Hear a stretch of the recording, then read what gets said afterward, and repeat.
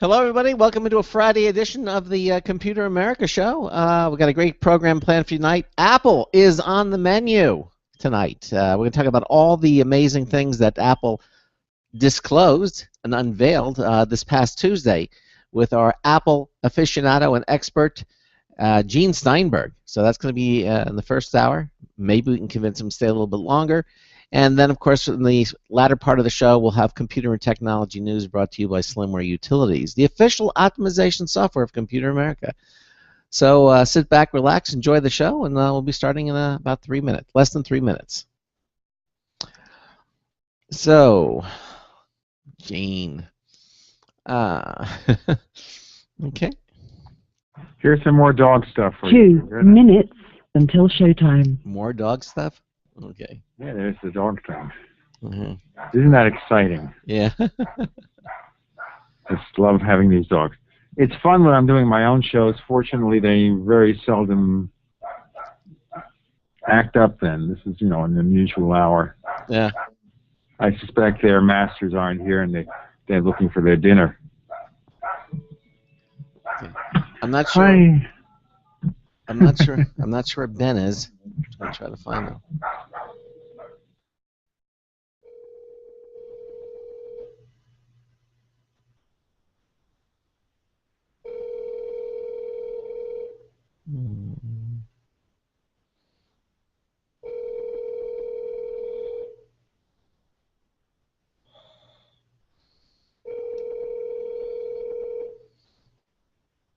Your call has been forwarded to 1 minute until showtime.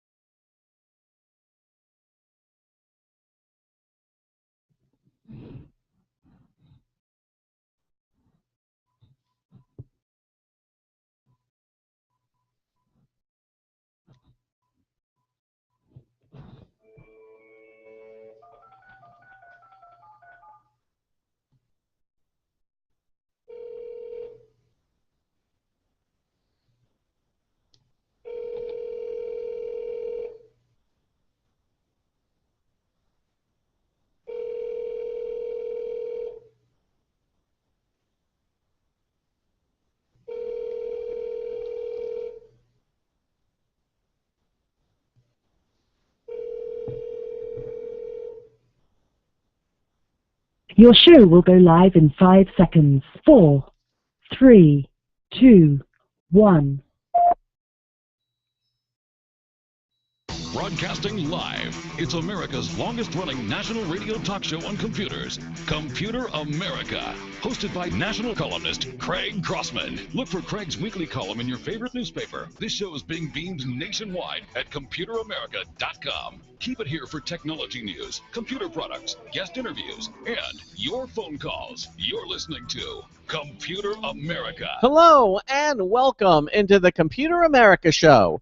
It's the nation's longest-running, nationally syndicated radio talk show on computers. Computer America is heard around the world and coast to coast. And I'm your host, Craig Crossman. My co-host, Ben, is nowhere to be found. I don't know where he is. Try to get him on the phone. I don't know. So hopefully he'll join us in with the program. Anyway, it is Friday! Yes, it is Friday, and we made it through another week, and so because it is Friday, that means in the latter part of the show, we're going to announce our show reminder winner of the week. Yes, show reminder winner is going to be announced. Going to be a real nice prize. Now, of course, tonight is the last night for our Logitech contest. That's right. But don't worry, we're going to start a new one on Monday. Boy, the crowd is so responsive; it's amazing.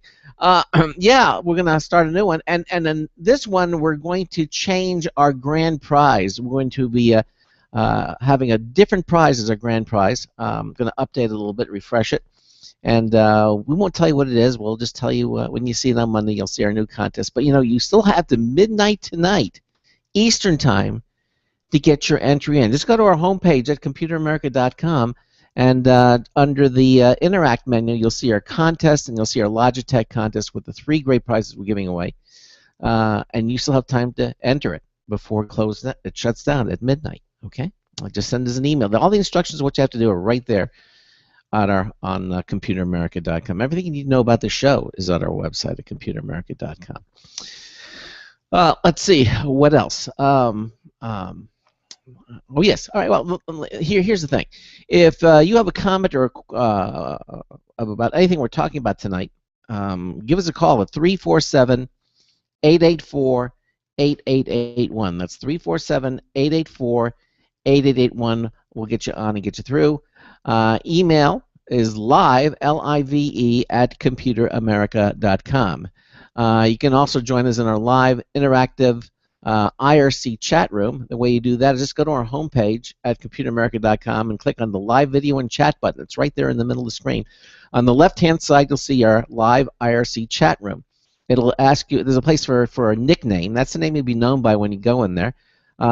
There's a little CAPTCHA thing that you have to put a number or a couple of words. That just verifies, it validates that you're not a robot and that you're a live person.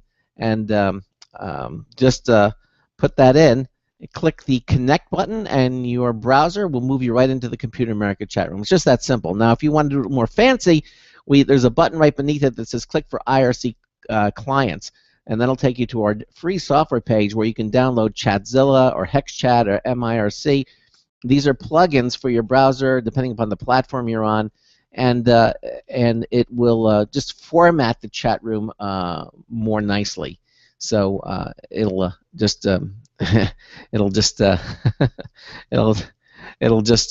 make it look nicer, the chat room nicer. It's got a nice little separate window for the people who are in there, and then the actual chat gives you a little window where you can type things. It's not mandatory, it's not necessary, but it just makes things nicer and easier. So we put that there for your convenience. And also sharing that same page is our live Computer America video page, and that's brought to you by Other World Computing. Quality products, expert support since 1988. They're now celebrating its 25th anniversary, right? So all of your Mac needs, all of your PC needs, your Xbox One needs, your PlayStation 4 needs, all of those things, just go to www.macsales, macsales.com, and you'll be moved right into, and you can just check all that out. It's at the OWC website or macsales.com. They have the best prices. Anything you order over $49, you get free shipping. That's right. And to about free ground shipping. So about 80% of the country, that means you're going to get what you order in 2 days. So it's www.macsales.com. You're looking for legacy memory or legacy hard drives, accessories, you name it. Just go there. They got the best prices. Visit them at macsales.com. Tell them we sent you when you go there. Okay, so I think that's everything. And for some reason, again, Ben is still not here with us, so I don't know where he is. I think maybe he's sleeping. So that said, I think we'll just get my guest on here and just get things going with him. Okay. So.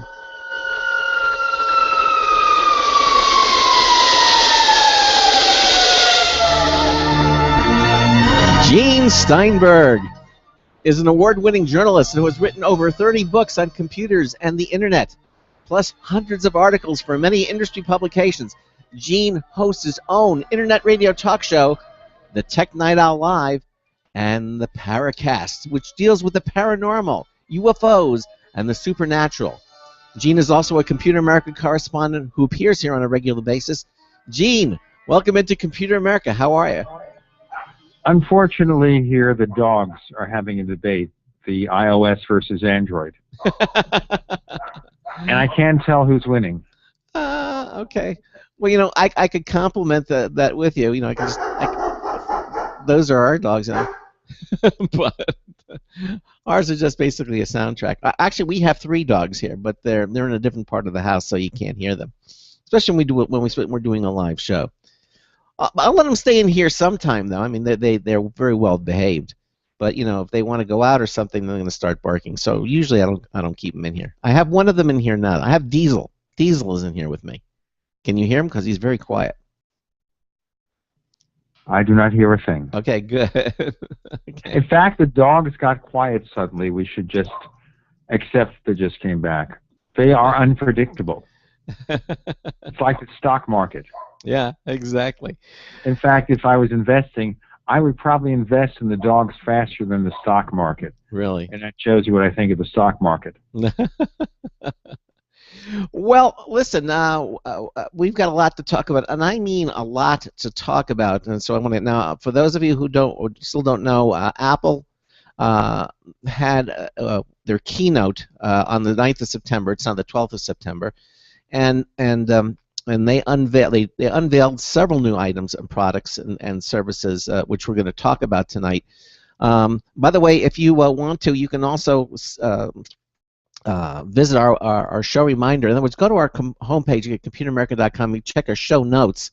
You'll see tonight's show, which is September the 12th, and you'll see Gene Steinberg there. You can click on the link that we have there. You can go and see about his show. And but we're going to talk mostly about Apple. I don't think we're going to have time to do anything else, but because there's so many things that I need clarification and identification and time schedules, and so I'm very pleased to have you here with us tonight, Gene. I know that things were a little tough for you this past few days, so I'm very pleased to have you here with us tonight. And so what I'd like to do is kind of start off talking about, I guess, and we'll sort of go in the order that Apple did, and start off with their latest iPhone. They've announced the iPhone 6 and the iPhone 6 Plus. And I have to say, when I first looked at the iPhone 6, it looks a lot like the iPod Touch. I mean, because when you look at the iPod Touch, it was so thin. I said, wow, wouldn't it be great if every one of these look at the iPhone that thin, because it's such a thin thing. I said, now the iPhone 6 looks just like an iPod Touch. Would you agree with that analogy? I think it has also something in common with the iPads. Which is what? We'll take a look at the basic design. Yeah. Let's just go to Apple's site. Yeah. Here you go. That's me typing, by the way. You hear that? Yeah, I hear you typing. Isn't that nice? Uh-huh. Okay. The iPhone 6, bigger than bigger. Right, exactly. Right. And yeah, it kind of looks like the current iPads. Yeah, but as far as size, it looks like an iPod Touch. It's got a 4.7-inch screen, and it's very easy to see. The thinness is really comparable to an iPod Touch. Now, of course, I'm not talking about the iPhone 6 Plus, which is a larger version of that, and we'll talk about that basically. But overall, just for starters, I mean, now you have what, an iPhone 5 or 5S? Which one do you have, Gene? I have the 5S. Okay, so I have a 5S too. And as you know, they announced that they're going to start selling these new iPhone 6 models on the 19th of September, which is next Friday, a week from tonight, is when they go on sale. And I qualify, by the way. I checked with my carrier, AT&T, and I do qualify for an upgrade. And so, barring unforeseen circumstances, I'm going to see if I can get one right away. Now, are you going to go for a 6, or are you going to stick with your 5S? That's not a decision I've made yet. I would say this, though, that if you wanted to order one online, it's too late. Yeah, why? All right, because right now you have to wait several weeks for an iPhone 6 Plus, and the iPhone 6 is 7 to 10 days. Now, you might be lucky with your carrier. You've got AT&T, T-Mobile, Sprint, Verizon, Wireless, wherever you are in the world. Maybe you'll fare better. Maybe you'll fare better waiting at an Apple store the night before or the week before. Well, here's the thing. Because the crowds will be incredible. Yeah, now I know there's no Apple store in my area, okay? I mean, not in the near area, but I do have an AT&T store. And I also have a Best Buy. I have a couple of the stores that will carry it. My first question out of the gate here is, I have an iPhone 5S. I got the little docking station for it, the thing that it sits in. Now, is there going to be a different version? I would think for the iPhone 6. Can I use the 5S version for the 6, or is it a different station? I think we'll have to take a look at how the accessories are going to work out. Yeah. Because the thing is just going on sale, and the accessories are definitely going to be updated. Yeah, so there it is. So if you're probably going to get the, if I'm going to get the 6, I'll have to get the 6 dock.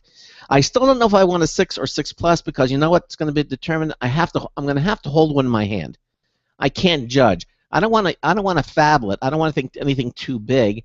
And as you are aware, the iPhone 6 Plus has a 5.5-inch screen, whereas the iPhone 6, the regular, has a 4.7-inch screen. So it's the 4.7-inch screen. Now, is that comparable to the iPhone 5S? Is that the same size screen? Well, the 5S is 4 inches, so it's much larger. So it is larger. Now, okay. the other thing you have to bear in mind here is not just how big does it feel when you put it in your hand. Yeah. It's how does it fit in your pocket. There is that too. If too. you carry your iPhone in your pocket, as I do. Yeah. Now, understand, I did have a Samsung Galaxy S4 with a 5-inch screen. Yeah. And it got into my pocket just barely.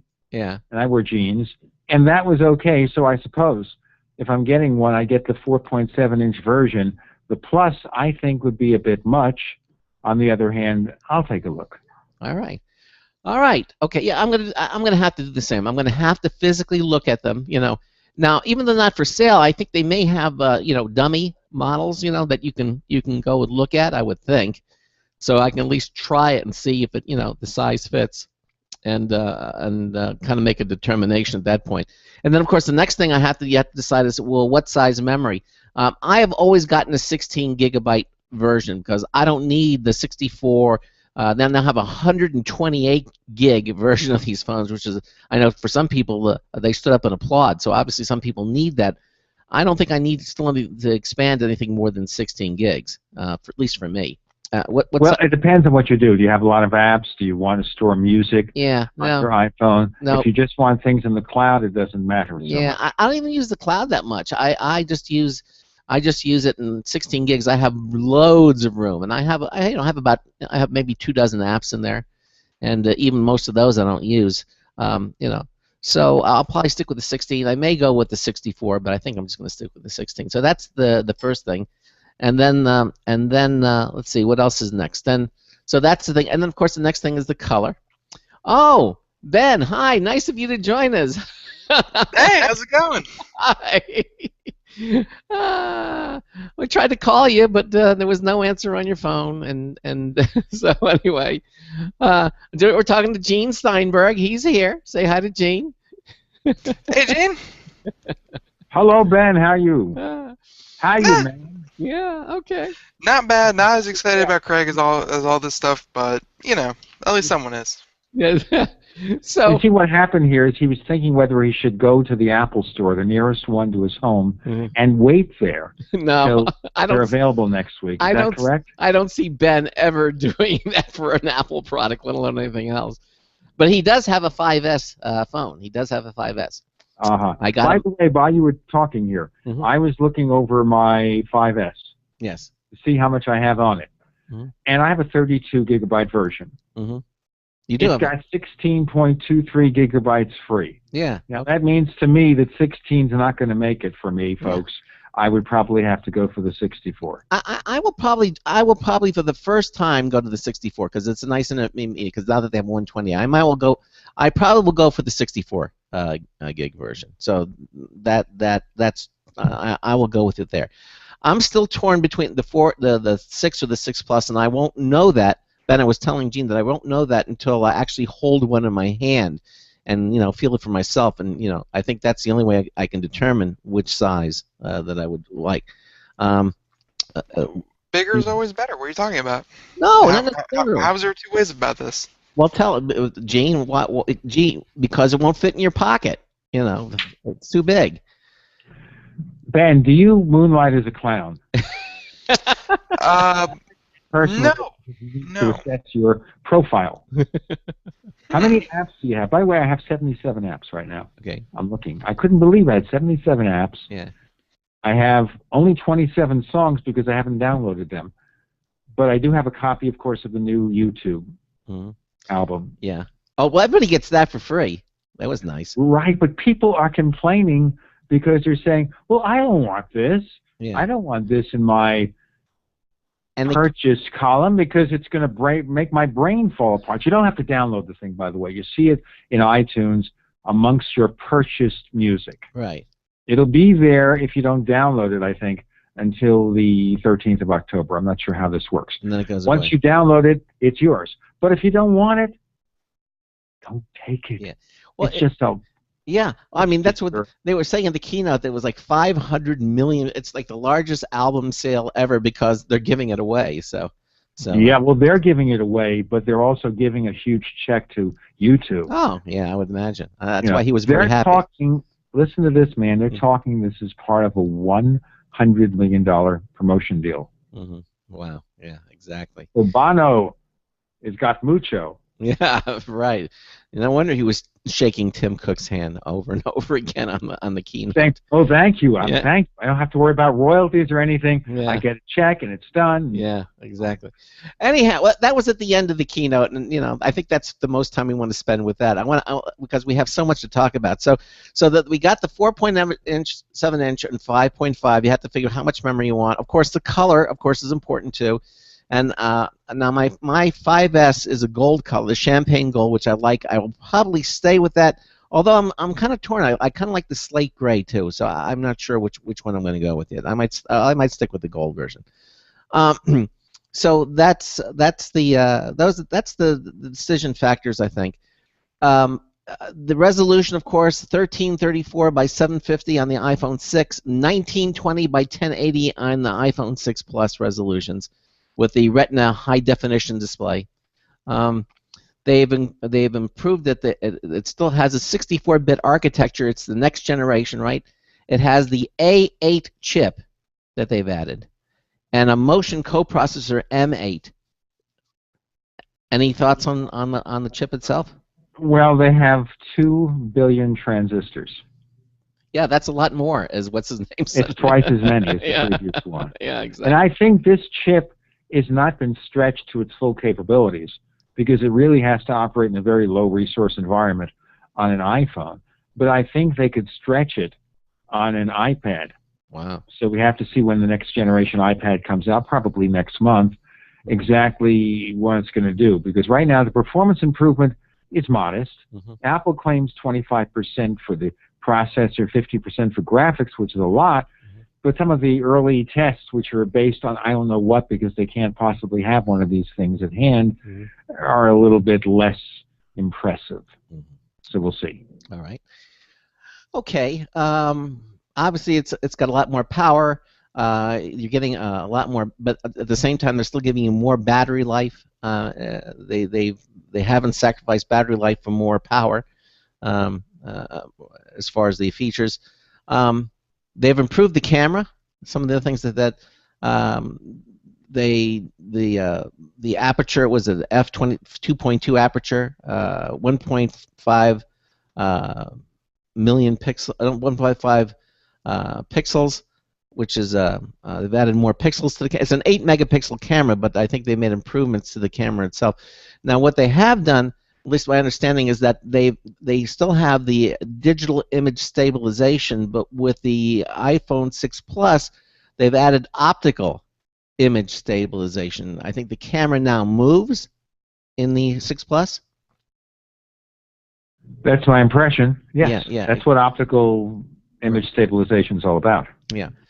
And they have more room with which to play in the larger one. Plus, it's a matter of value. You're going to pay $100 more. Yeah. For $100 more, what are you getting? Just a bigger screen? No, Apple added more value to it. Yeah. This is something, of course, that certain other companies aren't able to conceive.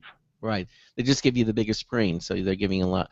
Now, one of the things about the 6 Plus, you get some additional features, like, for example, you can tilt you can hold it horizontally as opposed to vertically, and your icons, I understand, on the home screen will display. You'll see more of them. The layout is different, which they're taking advantage of the big screen. iOS 8, I think, is going to do that on the 6 Plus. That won't happen on the 6, although they do have a zoom feature, which I really like. Especially when your eyes are going or something, that makes the icons bigger. So I guess do you want to see more of them, or do you want to zoom in? Depends on whether maybe you're a couple of years older and your eyesight isn't what it used to be. Yeah. Now, it's interesting here. A client of mine, she's a woman in her 70s, which isn't old anymore. No.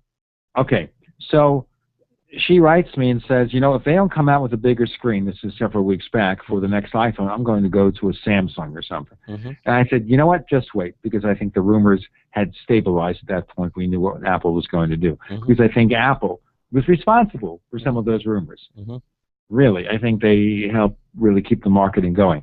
Okay, so someone like her, she's going to get the 5.5-inch version. Yeah.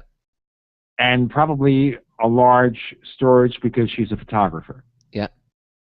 So that was perfect for her. And that is an interesting thing here. What Apple has done with the new iPhone 6 and the iPhone 6 Plus is to remove just about every remaining argument there is left to buy like a Samsung.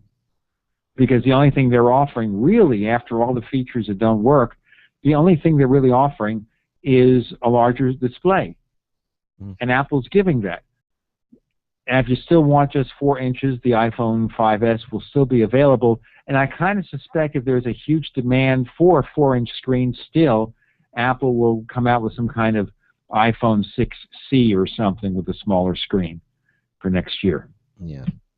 By the way, Apple offers an interesting comparison. You can actually compare they like to compare the 6 Plus, the 6, and the 5S, and the 5C, you know, if you want to. And so you can see the differences in the chips, all the different the features. One of the things that they had in here, and I didn't know this on the 5S, evidently the 5S has a what they call a timer mode. I guess that means where you can, without downloading another app, you evidently have a way of telling the camera, you know, take a picture in 40 seconds or whatever, and stand away, and then it'll take a picture. Right. How do you do that? I can't figure out how on the 5S. I didn't know how to access that. Do you know how to do that? That may be more easy to do when we come to iOS 8. Oh, okay, because it said that it has a timer mode. Okay, so maybe they're talking about iOS 8. Which, by the way, will work on all the phones back to, I think, the 4S, right? It'll work on the 4S, and then iOS 8 is the 4S and beyond. 4S Yes. beyond, yeah, which is nice. So so if you still have a 4S, you'll still have some life in your phone. It's not going to die. I mean, Yeah. consider the difference in platforms here. Apple keeps everything very uniform, very consistent. Obviously, the reason iOS 8 doesn't go back to an iPhone 4 is iOS 7 barely worked on an iPhone 4, and this is obviously going to require a little bit more. And by the way, we should tell your listeners that you will be able to download your copy of iOS 8 if you have compatible hardware, and check out Apple's site Wednesday. September 17th. You're right. Yep, exactly. Yeah, Ben? And it's interesting that Apple held their media event September 9th, my birthday. I've reached the age of 976. I think I'm just a little bit older than Doctor Who. Yeah, exactly. Doctor Who, exactly. Could people do they push that iOS 8 is going to be a performance boost to older phones, or is this just kind of, you know, bringing features for the new iPhone? No, it's going to have a lot of new features. I mean, you look at iOS 8, and it's a very different with iOS 8 and also OS 10 Yosemite than it's been in previous years. Previous years, Apple would say 200 new features, and you look at the list, and you know, some things there, well, it's a feature, maybe it's an enhancement, or it's some tiny capability or option that you don't care about. To get to 200, they had to stretch it. The difference this year with iOS 8 and OS 10 Yosemite, it's 200 or maybe 300 or who knows, because every time you look at it, there's another feature you didn't see before. So there's a humongous number of new features for iOS 8, and it's worth checking. And the same thing is true for OS 10 Yosemite, which I still can't help but say Yosemite Sam. Yeah, that or Yosemite, whatever exactly. Okay, so I'm hitting all the high points of these phones.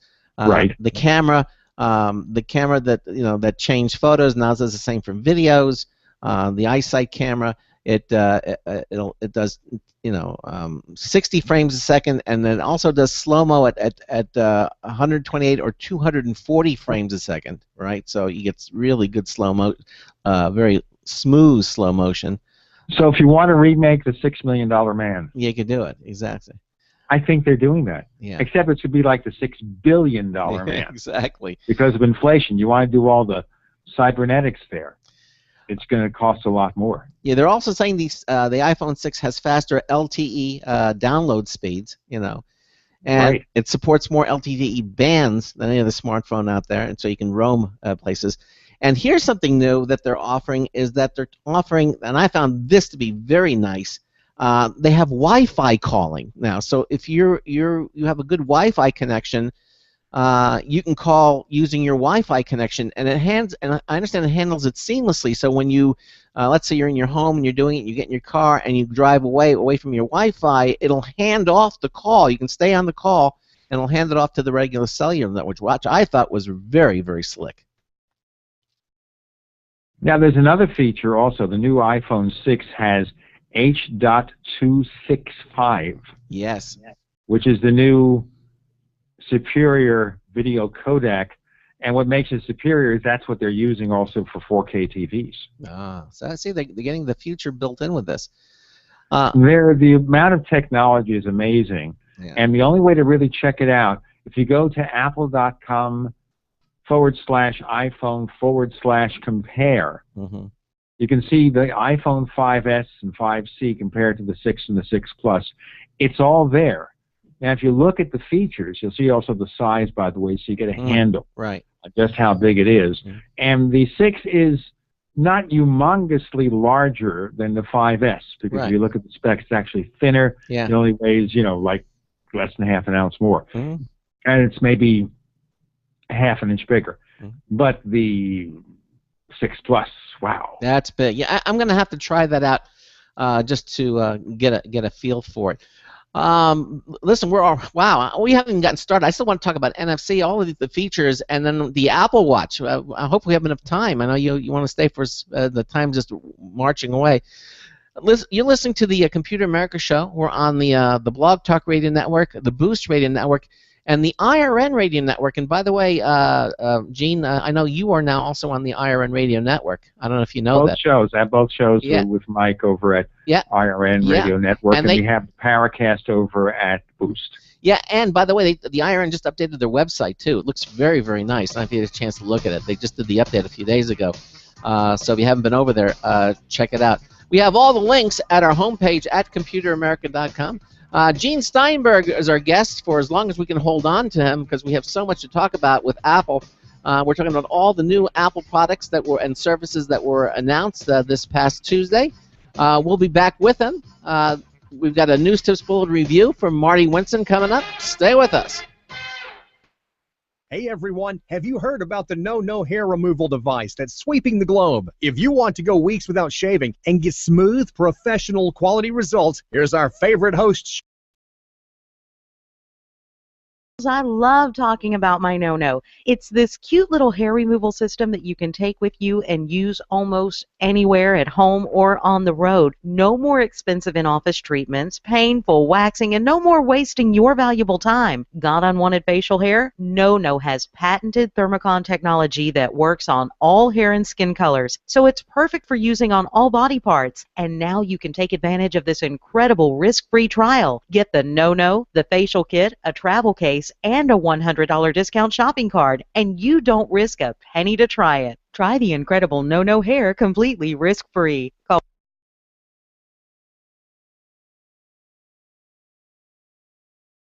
953-5415.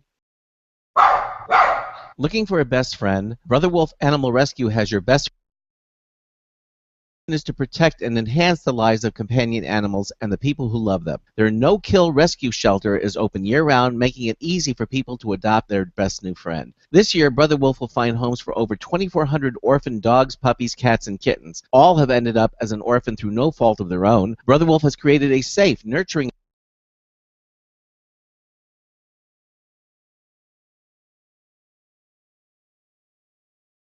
crowded shelters in the south to rescues in the north where homes are easier to find. Brother Wolf Animal Rescue is a 501c3 organization. To learn more about their life-saving work and to make a donation, visit their website at www.bwar.org. That's www.bwar.org. Help to realize Brother Wolf's vision when no animal is euthanized for lack of a home. Who's a good boy?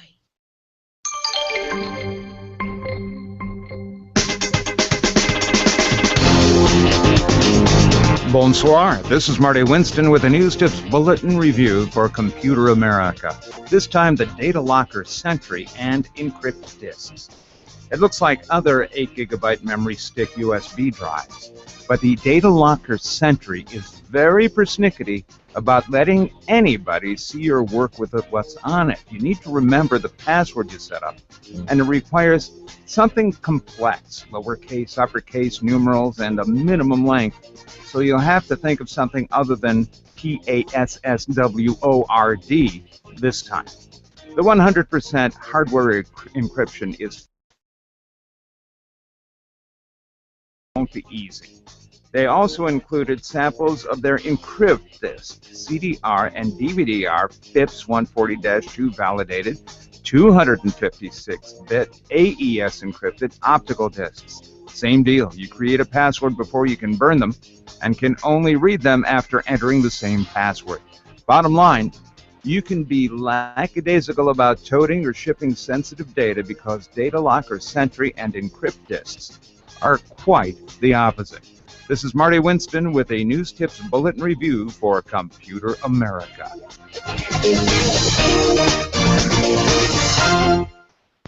Welcome back to the Computer America Show. 33 minutes past the hour. We have Gene Steinberg here continuing on with this, and we're finally getting around to Craig's wish, which is to have someone on to talk exclusively about what he saw on Tuesday. Because talking a little bit here and a little bit there with every guest since then just hasn't been enough. Ben put a little tick mark every time I mentioned Apple, Gene, and so with my other guests. And so we actually had stories where Craig would just say, "Well, it's good, but I mean, it's no iPhone 6. It's good, but it's no iWatch. It's good." And like eventually, you're just like, we need Gene just as a nice catharsis kind of deal. It's not. We need Gene on here. So, but you're here now. We finally have you, and unfortunately, you can't stay with us for both hours, but one of the big features that we should really get around to saying is, or talking about, is that, NFC, people first saw it on one of the older phones. I forget which one. I think it was a Samsung phone, where, in the commercial they had the father and the wife, and they tapped phones, and they, transferred pictures of their kids and a video from the wife and stuff like that. And that was like the first instance of NFC.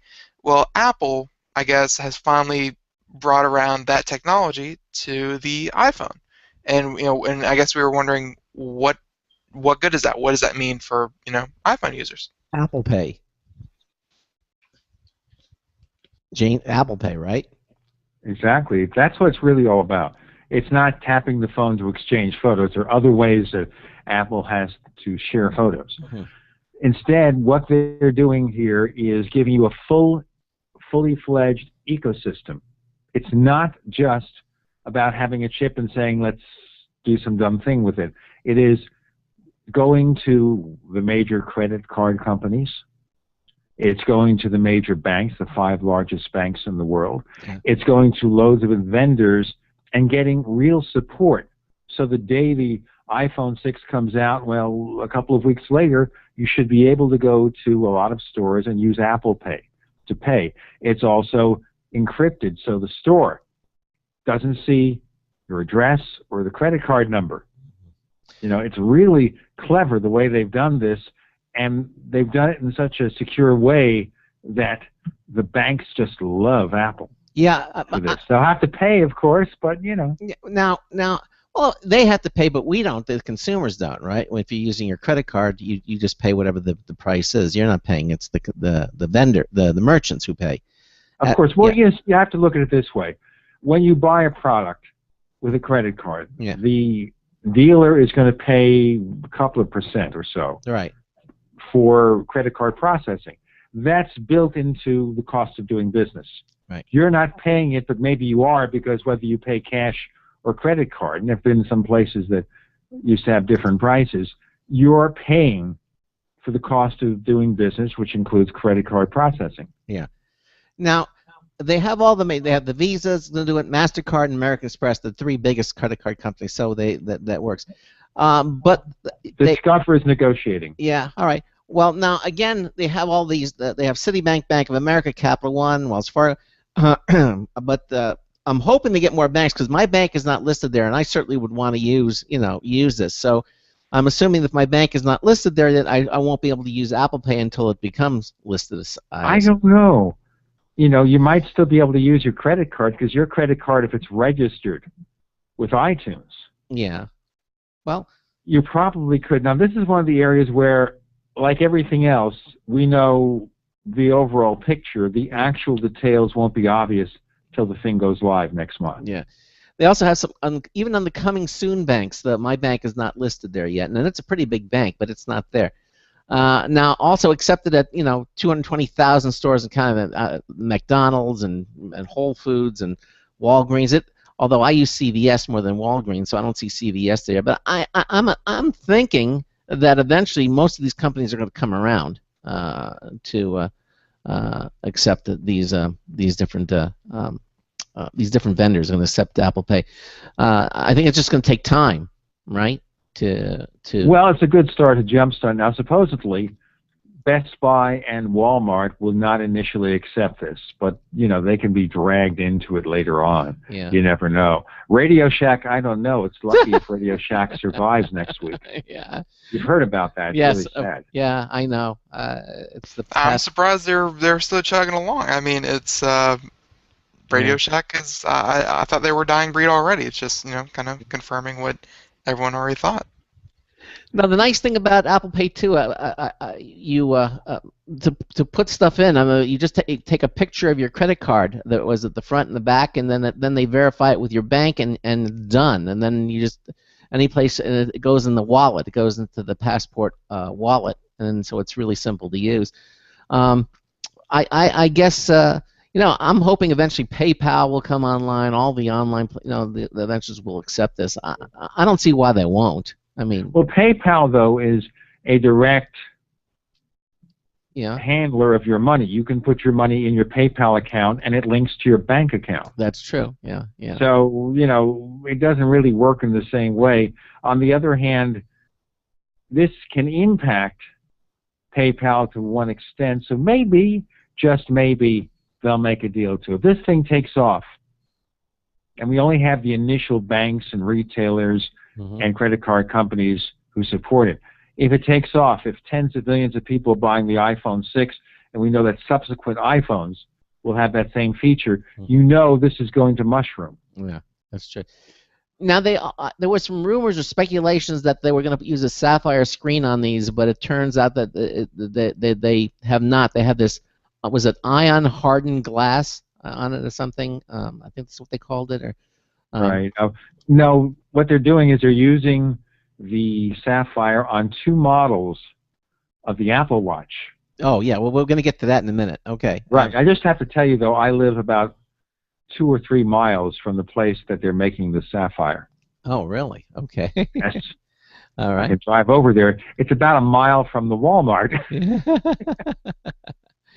But they are using sapphire on the camera lenses, which they did on the 5S series too. I think they made some improvements on the flash as well. I'm just touching on some of the things that they've done on the iPhone 6. Anything else that you want to mention about the 6 or the services before we move over to the Apple Watch? Because anything else you want to mention? Well, the one thing is just a matter of cost here, where the cost of increasing your storage has changed.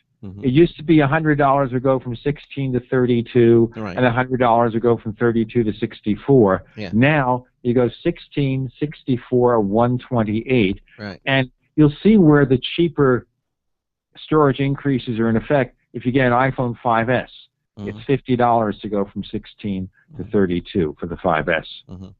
By the way, so this may indicate, I hope, that as new Macs come out, the cost of solid-state storage may also start coming down. Sure. Yeah. I mean, look what they're doing. Because Apple owns the market. They probably, own like 70% of solid-state storage. So this, what's going to really happen here, though? Right now, the entire supply chain in Asia is completely disrupted because Apple owns it, because of the new iPhone and, of course, production for the iPad, the next generation iPad. That's number one. Number two, the shipping carriers, Apple owns them for the first few weeks because they're going to send these things around the world. And as it expands from a few countries to, 120 countries or something like that, it's going to be amazing. Yeah. It's also going to be amazing for UPS and Federal Express with all the money they'll earn from Apple.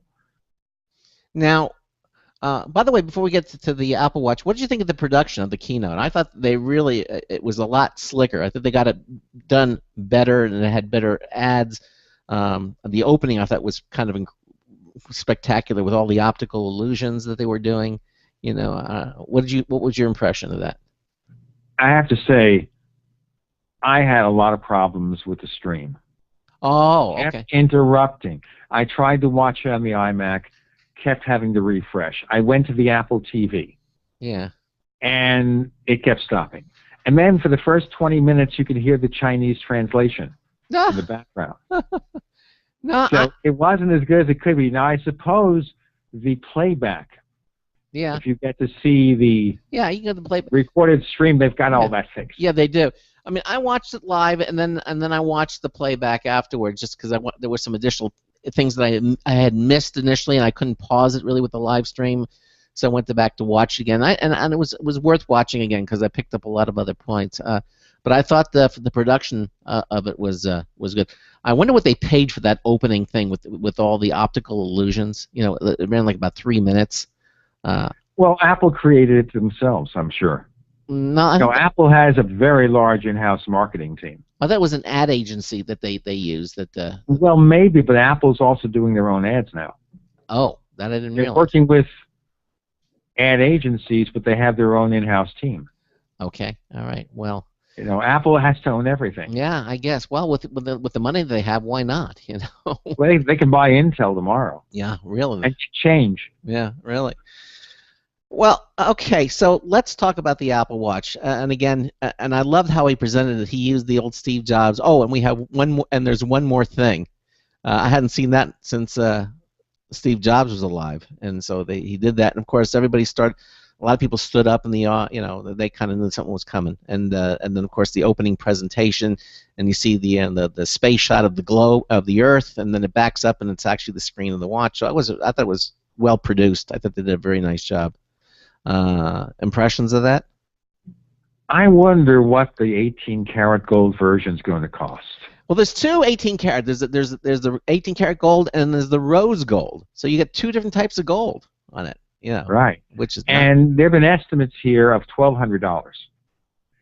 Really? I think it might be more. And I was interviewing somebody on this weekend's edition of the Tech Night Owl Live, Brian Chaffin from the Mac Observer. Sure you know him. Yeah. And Brian is an aficionado of expensive watches. Yeah. He has one expensive watch that he probably had to mortgage his house for. Okay. All right. And so I talked to him about this, and he said, well, $1,000. And I thought maybe $1,500. And we settled at $1,299. And some are suggesting that. And the thing here is that Apple is designing this not so much as a piece of tech gear, which is the way all the other smartwatches are being sold. Piece of jewelry. It's a piece of fine jewelry. Yeah, it is. Yeah, and you see the precision with which everything fits together. You can mix and match the bands. I love that. The fact, because of course, because they'll get you to buy extra bands for it. Of course, they're being smart. And it's so clever how it kind of fits in. But because I'm torn, I'm looking at the mesh band, which I really like, and yet there's that leather band too, which I kind of, and I can see having a leather and a mesh band for different, I mean, you have different clothes, and why not different, color coordinated watches. But before we get into the details, just give me the Gene Steinberg, opinion of what you think of this Apple Watch. Well, one thing is here, they clearly were not influenced by anything else in the market. That's number one. Mm-hmm. Number two, they use real physical mechanical watches as inspiration, like the digital crown. Love that. Yep. I mean, instead of getting rid of all that stuff and coming up with this geek toy, they said, this is a real watch. Now let's see what we can do to make this something that becomes a digital appliance. Mm-hmm. We got the crown. We got the little button below it. I've got a Casio watch here, Mm-hmm. for example. It doesn't have a crown, by the way. Mm-hmm. So, but it's got 4 buttons, Yeah. 2 on each side. Mm-hmm. I have another watch here, a Guess, which has the crown and a button below it. Mm-hmm. The point being is they're taking inspiration from mechanical watches in designing this thing. Mm-hmm. And that's very important.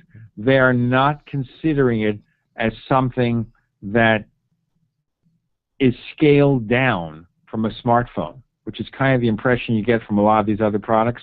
They're scaled down rather than being developed from the ground up as a totally different device. Of course, it depends heavily on your iPhone. It'll work with an iPhone 5, 5S, 5C, 6, 6 Plus, etc. Right. So it depends on that. It obviously will tell time and things like that.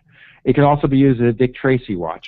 You know, because- it's interesting you said that, you know, what obviously it does this. You know, you say it's obviously, but so many of the other watches didn't do that obvious. You know, some of them don't even tell the time.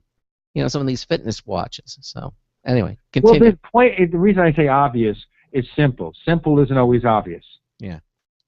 And you have to think, when you look at the watch, you go to Apple's site and take a look at Apple Watch. And Yep. They've got a lot of the stuff there. And of course, remember, we're 5, 6, or 7 months away from release. There's going to be a lot more to come. Yeah.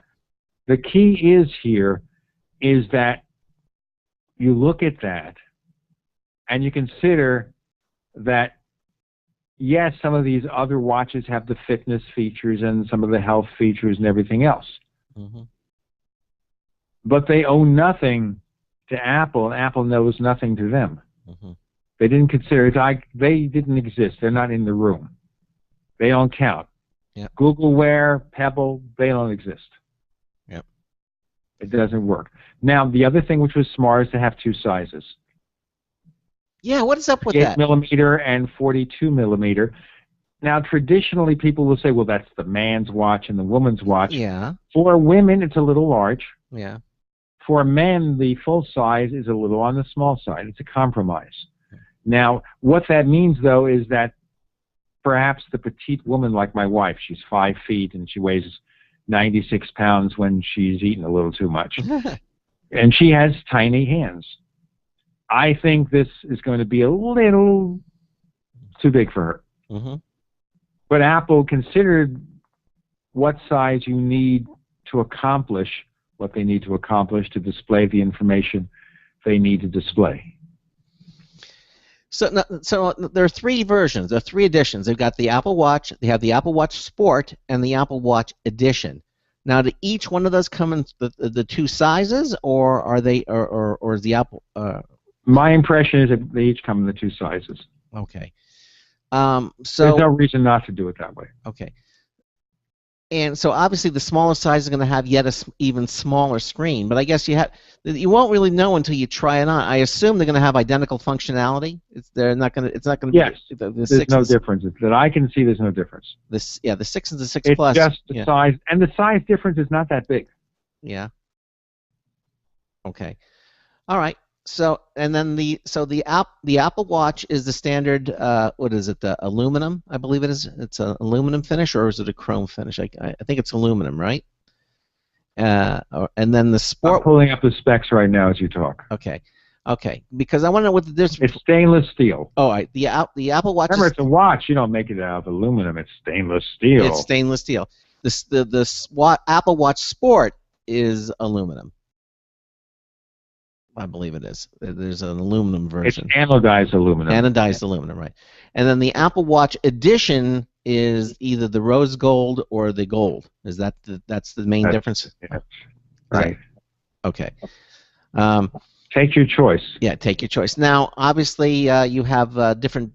You can have different. You can have the colored plastic bands. You can have the metal bands. I guess they're all interchangeable. Obviously, they have to be the same size. I assume they're the same bands for each has its own range of bands that you can put on. But you can take them and it just clips in. It just snaps in really quickly.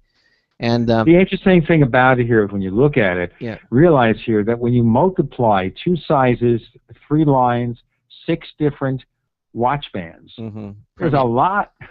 A lot of permutations. Yeah. A lot of permutations. You know, this is very un-Apple-like. You know, you look at the iPhone; they've got 2 models. Yeah. And each in 3 colors with different storage sizes. Yeah. And that's a lot. Yeah. But now you look at the Apple Watch. 2 sizes in each edition, in each version, so that's already 6. Times 6 for each. You know, it's a lot of stuff there. Yeah. A lot of choices to be made. And if they're catering to the fashion market, which they are, they're catering to the fashion market, you see why they're doing this.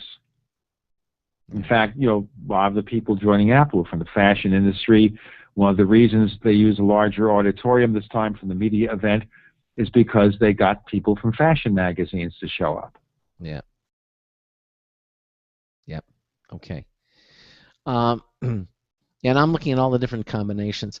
A couple of the bands which I really like is one of the mesh band, which looks absolutely gorgeous. It looks like you really have an infinite level of adjustment because it uses a magnet to clip on, which I thought was very clever. But you also have the standard metal band, you know, which you can adjust. It snaps shut. I go for the stainless steel case myself. That's what I'm going to go for. I'm going to go for the stainless steel version myself. Okay. Yeah. You've already bought this. I see this now. Oh yeah. I mean, you're sucked in. I'm sucked in. Absolutely. This is something I want. That I definitely want. Now, of course, and again, you have to. Now, they didn't talk about so many things else. That they focused on a few of the features, but evidently they themselves said we don't have time to talk about all the other things that it can do because it works with the Apple TV. It works with other devices.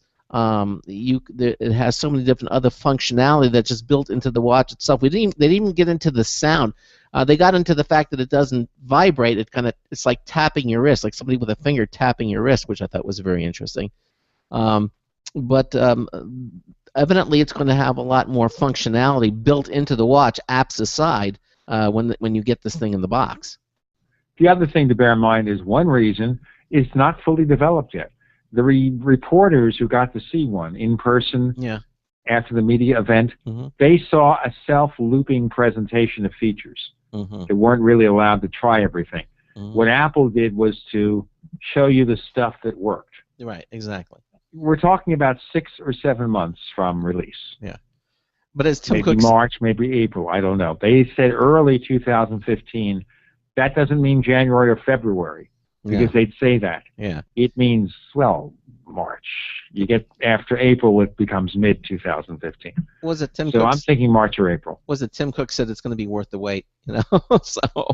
Well, they just sucked the air out of the entire smartwatch industry. You think Because that? right now, all these other companies, Moto with their new smartwatch, and Samsung and everything, who's going to buy them? Now everybody's going to wait. Let me just see what the Apple Watch is like first before I buy one of these things. But you realize that if the person who's waiting for the Moto probably had an Android phone, and now if he's going to with this, then he's going to be forced into buying an iPhone. It's going to have if the person likes the Apple Watch, then it goes without saying they're going to have to switch over to an iPhone.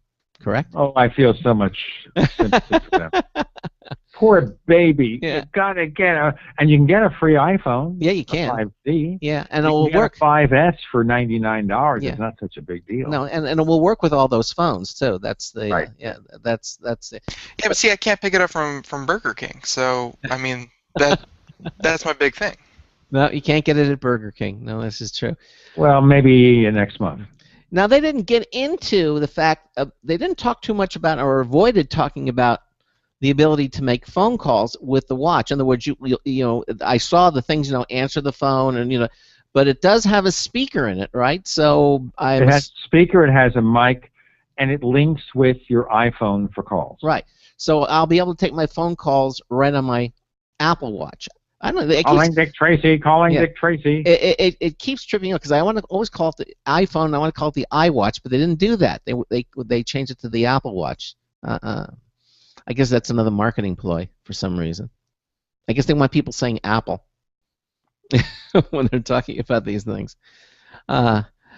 So what we talked about the digital crown, which again, because they said, if you want to zoom into a map, if you try to pinch zoom, you block the screen because it's so tiny. So they went to a whole different technology using the crown, because all the navigation is, even though it is a touch screen and you can touch it, and not only is it touch, but it also has pressure sensitivity, from my understanding, correct?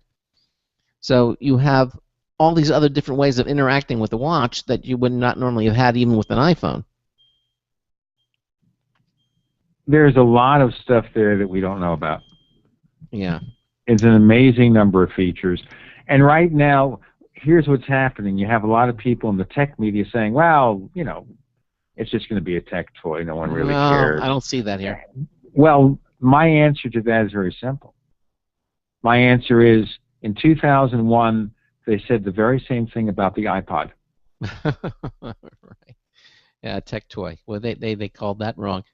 Listen, Gene, we got less than a minute. Can you stay or for a little bit longer into the next hour, or do you, I think, as you know, we had a family. Yeah, I know. Tragedy. All right. Here, and we're really not able to. Okay. So, all right. I think let's just make this part one. Yeah. And we'll get back together again in a few weeks. Maybe we'll talk about the next iPad next time. Yeah, I mean, and there's still so much we haven't really spoken about that I wanted to get into. But okay, well then we'll do that. And I really appreciate you being here with us. What's happening with the Tech Night Owl and the Paracast? What's coming up?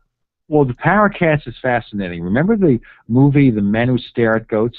Yes, of course. George Clooney? Yeah, I do. Okay, one of the people that story was based on is a real-life guy named Dr. John Alexander. Yeah. Okay? He's going to be on the Paracast this week. Cool. And he says that the George Clooney character was a composite character that included him. Okay? Of course, on the Tech Night Owl Live, we'll be talking about now, is he the talking Apple about announcements and also the demise of the print edition of Macworld magazine. Was he talking about the abilities or his looks, George Clooney? I wasn't sure. Okay. He was talking about the various elements. He doesn't look anything like George Clooney. Okay, all right. To And his detriment. He's just a normal-looking guy. Macworld magazine is going away? Oh, another. The print version will go away as of November. It will go all online. And unfortunately, a lot of the people you and I know at Macworld are no longer there. Chris Breen will still be there as a senior editor, but a lot of the people that we know, Dan Frakes, Stan Moran, a lot of other people that I've worked with for years. Wow. All right, Gene. Well, listen. Thanks so much for being with us here again. Best to you, and we'll catch you next month when things settle down. Okay, Gene? Sure thing. Take care. Thank you. Bye-bye. All right. You're listening to the Computer America Show on the Blog Talk Radio Network, on the Boost Radio Network, on the IRN Radio Network. We're going to have computer and technology news brought to you by Slimware Utilities. It's all coming up an hour or two of Computer Americas. Don't go anywhere. Broadcasting live, it's the only national radio talk show on computers to air every weeknight. Computer America, hosted by national columnist Craig Crossman. The first hour's behind us, but there's still more of tech news, tech talk, and your phone calls. We're being beamed nationwide at ComputerAmerica.com. You got computer problems? Bring them on. You're listening to Computer America. Computers run the world, and we run computers. Call us or send us an email to live@computeramerica.com. Hello and welcome into Hour 2 of the nation's longest-running, nationally syndicated radio talk show on computers. This is the Computer America Show, and I'm your host, Craig Crossman. And I'm your co-host, Ben. And we just had Gene Steinberg on. He would have stayed longer, but as I said, there was a death in the family, and so I just thought it was very nice of him just to give us as much time as he did tonight. So thanks again to Gene Steinberg, host of the Tech Night Owl Live and the Paracast, the Paracast, which you can now listen to on the IRN radio network, which is one of the networks that carries our show. And of course, you can listen to us on the Boost Radio Network and the Blog Talk Radio Network. And again, you can see them right there on our homepage at computeramerica.com. Everything you need to know about our show is right there. Sometimes people say, well, how do I do this? Or how do I get to listen to your show? And I just say, just go to our website. It's all there. It's right there in front of you, especially now with our redesign. I mean, everything you need to know about the show, from listening to it to watching it, to contests, to free software, or special offers, everything is right there at computeramerica.com. So we just made it real simple for you. And again, thanks to Ben and his brother Aaron for redesigning the website. Nice job, guys. Okay. Coming up, we're going to have our show reminder winner of the week. We'll make the announcement. And again, another reminder that our Logitech contest, that's the one with 3 different prizes, finishes tonight at midnight Eastern Time. So at 12 o'clock, everybody turns into a pumpkin. You cannot enter in the contest. That's some fine print on that contest. You didn't say that if you lose, you turn to a pumpkin. No, that's sorcery. Yeah. So there it is. You can enter until Monday when we'll start a new one. But I have talked to Logitech, and we are doing a new contest. And the top prize, which is the UE600 headphones, that's the prize that's going to change. We're going to change it to something really exciting, really new from Logitech. And I won't tell you what it is. You'll just have to see. More exciting than earbuds? I don't even know if that's possible. Yeah, it is possible, but they always come out with new stuff at Logitech. So we got a really nice grand prize coming up after Monday, and we'll announce that on Monday when we announce the 3 winners. So head over to go to our Logitech contest. Go to our contest page at Computer America. It's right there under the Interact pull-down menu. You can see it says Enter Contest. You'll see all our contests, and enter in. It's really simple to do. Okay, and you might win something nice if you didn't do it. You'll certainly at least have a lot of fun doing it. Okay. All right, so we're going to do our news, computer news, and of course we have another news tip bulletin review from Marty Winston. It's and we'll change those every Monday. We change to 2 new ones, so this is the last time that we're going to be playing this one. And let's see what else. Of course, the weekend is upon us, and looking forward to doing some fun stuff this weekend. And anything else you want to mention before we start doing news? Nope. Computer technology news. Let's do it. All right. Well, let's go for it. Tonight's computer and technology news is brought to you by Slimware Utilities, the official optimization software of Computer America. You can visit them at slimwareutilities.com to clean, speed up, and optimize your Windows system for free. I can't emphasize that word enough. Free. Everything there is completely free. It's not freemium, you use it, or it's crippled for 10 days. You can use it and it's crippled, or you get all the features and then you have to pay. None of that. Everything there. Their backup software, rec image, all the utility products are completely free. They're wonderful. What I suggest that you do is go to slimwareutilities.com. Download all of the tools that you see there, all the utilities, all the programs. Keep them. Use them when you need to use them. You'll be very glad that you did that, and because they will clean, speed up, and optimize your Windows system. You'll be happy. You'll thank us for it. Head over to their website right now. Download them all. slimwareutilities.com, completely free. No ads popping up. None of that. It's completely free.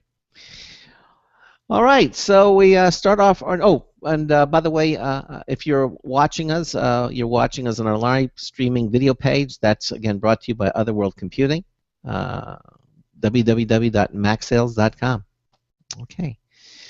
So our first story of the evening from Maximum PC, Sean Knight. There's going to be the consumer version of the Oculus Rift could be available. Could be by summer of 2015. Okay, right? Maybe around when you can get your new Apple Watch. Could be. Well, evidently the Oculus Rift is going to have a limited rollout, according to the story. Oculus VR, the makers of the Oculus Rift, have been keeping silent as to when its release when it will release an Oculus Rift model for the consumer. There is certainly a demand for the product, which has reached out the point where the developer halted distribution of the Oculus Rift DK2 to China due to people reselling the device for higher prices. However, instead of being gouged in order to own one, customers might be able to purchase the Oculus Rift for consumer model in 2015, according to an unnamed source that spoke to TechRadar. Now, the website claims that multiple sources have said that Oculus VR is planning to release a finalized version of the Oculus Rift by summer next year. But instead of a regular launch, the developer will release the headset in a limited rollout, with one source saying that April 2015 is the release target, though the date could be pushed back to the summertime. Now, while speculation continues as to when consumers will be able to acquire their own Oculus Rift, Oculus VR co-founder Nate Mitchell recently revealed that the potential price for the device will fall between $200 and $400. 200 and 400 simoleons. Buccarinos. Yes, clamolas. That's a lot of money, but not for an Oculus Rift. I think it's actually a pretty good price. Another detail about the consumer model came from Oculus co-founder Palmer Luckey, who said that the consumer model will receive a significant increase over the DK2's 1080p display. Wow. And you think it's going to be 4K? And have a refresh rate that will be around 90 hertz or higher. That sounds like they're getting into the 4K territory. What do you think, Ben? I don't know about 4K. I mean, they'll probably... I don't know what the optimal screen resolution is for something that's going to be essentially 4 inches away from your eyes, but they're probably going to go. I wouldn't say 4K, but they're probably going to go above the 1080p because, again, the higher the refresh rate and the higher the resolution, the better something that's 4 inches away from your eyes is going to look. Well, yeah. Well, obviously, that's like when you get really. That's like sitting on top of a monitor. When you get the 4K resolution, you can be right. Your eyeball could be up against the screen. You're not going to see the pixels because it's so high. With the 1080p, well, you still might see some pixelation, but with 4K, because you're so close to it, you won't notice it. That's what I'm saying. That's why I thought when they're saying. I don't think that they're going to try to squeeze 4K technology. Maybe by mid 2015. The price of it will come down. But if they're shooting for that, $200 to $400 range, I don't think being able to squeeze 4K technology in there is going to let them hit that $200 to $400 mark. Well, the other thing is, well, yes, it will, because remember, it's not a lot of the cost on 4K monitors is because they're 27 inches. They're big screens. The Oculus Rift is going to have a small little screen in it. They don't need all that. So the pixel density, you don't have to have a huge screen. It's because it's a smaller screen, and we're already seeing 4K monitors coming, under under $1,000. And there's one for $700. But I mean, Oculus Rift has been talked about forever. When are they going to start making their money back? Well, they don't have to now. They got a $1 billion influx from Facebook, right? So. Well, I'm assuming Facebook is eventually going to say, "All right, we spent $1 million on this. Let's start making some money." Yeah, well, they will, but I think, they're not rushing it, which is nice. I think with the smallest. They're not rushing it, but it's research and development costs money. Even though they got the backing from Facebook, Facebook is going to want to see some kind of return. And just squeezing 4K into it, being completely research, having a really nice finished product, taking 3-4 years of development, and then for it to come out for at cost, probably won't happen. Well, I don't think it's going to take. They already have the 4K technology. They don't have to do R&D, and not only that, they get it on a smaller screen. It's less expensive to do it on a smaller screen. So that's what I'm saying. I'm saying I think they have the technology now. I wouldn't be surprised. It would be a screen. How big is the actual screen in the Oculus Rift? It's like an iPhone screen, 4.7, or was about 5 inches. It's probably bigger than an iPhone. Okay, so maybe 6-inch screen.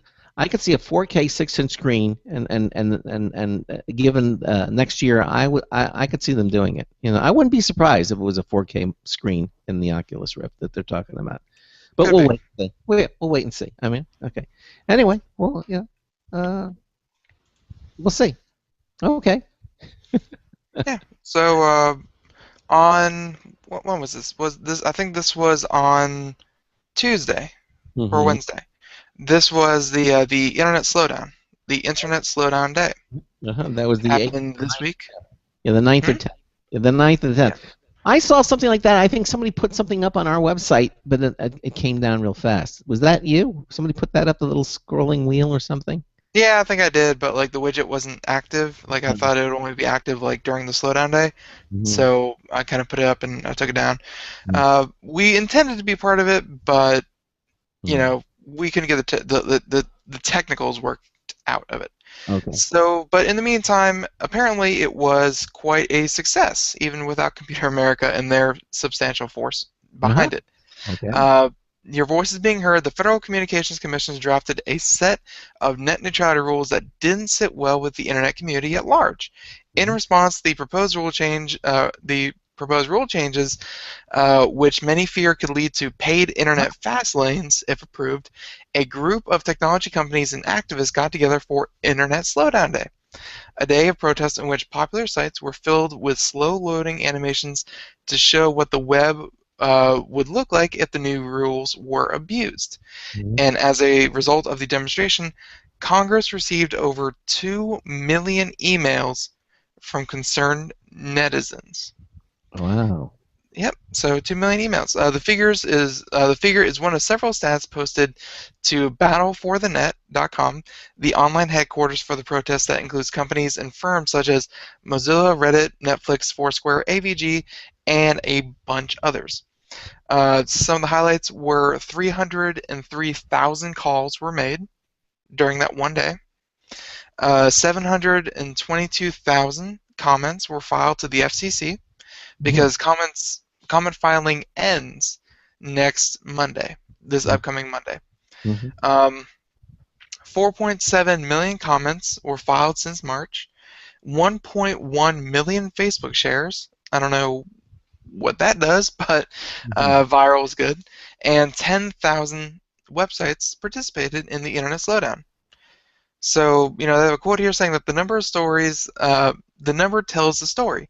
People everywhere are using the internet to save the internet from phone and cable companies. We've shown that the best way to fight these powerful special interests in Washington is through mass action by people from outside Washington. The FCC and Congress can no longer dismiss the overwhelming consensus of public support for real net neutrality protections.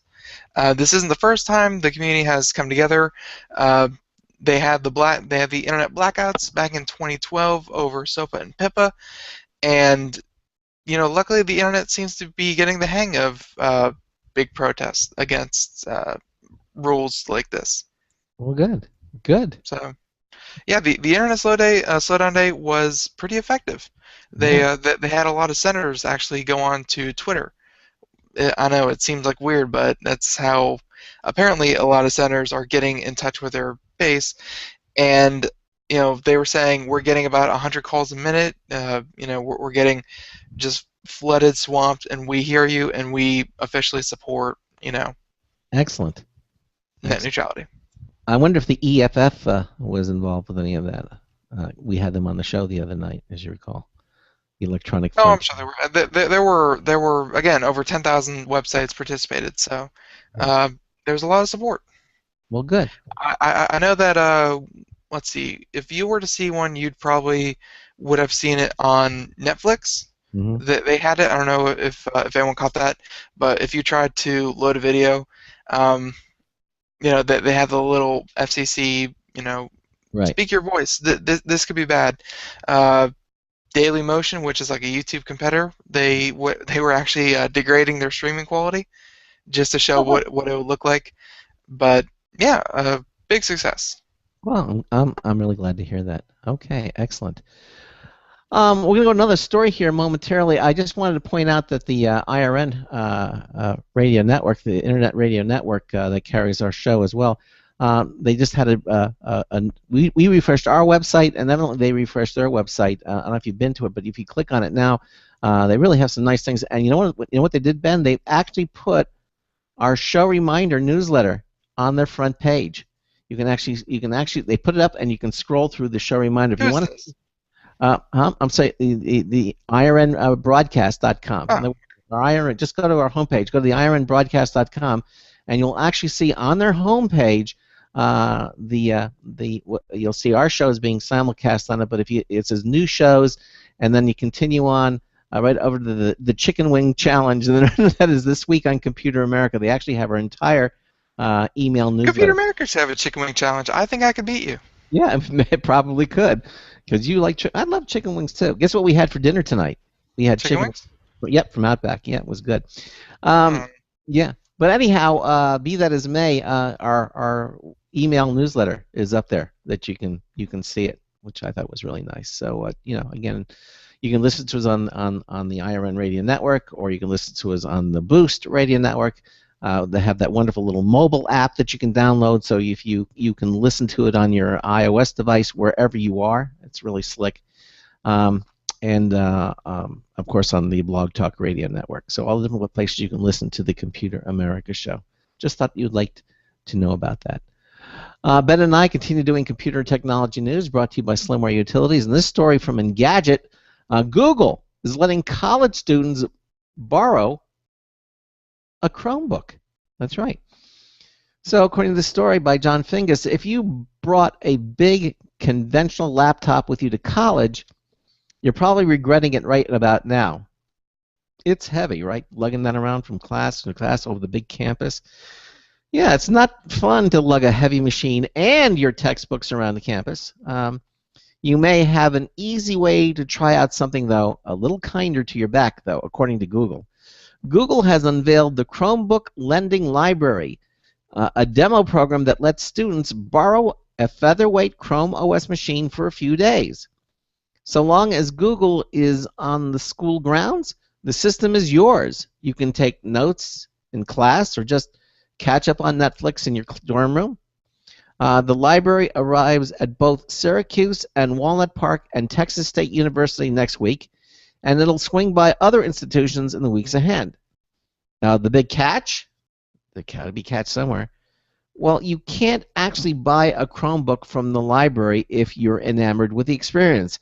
You'll likely have to venture into town and pick one up. But still, what a great way to sell the product, right? Give it a try, here it's for free. Try it for a few days. I think it's a brilliant idea. It's for people who need the portability, and that's students to a T.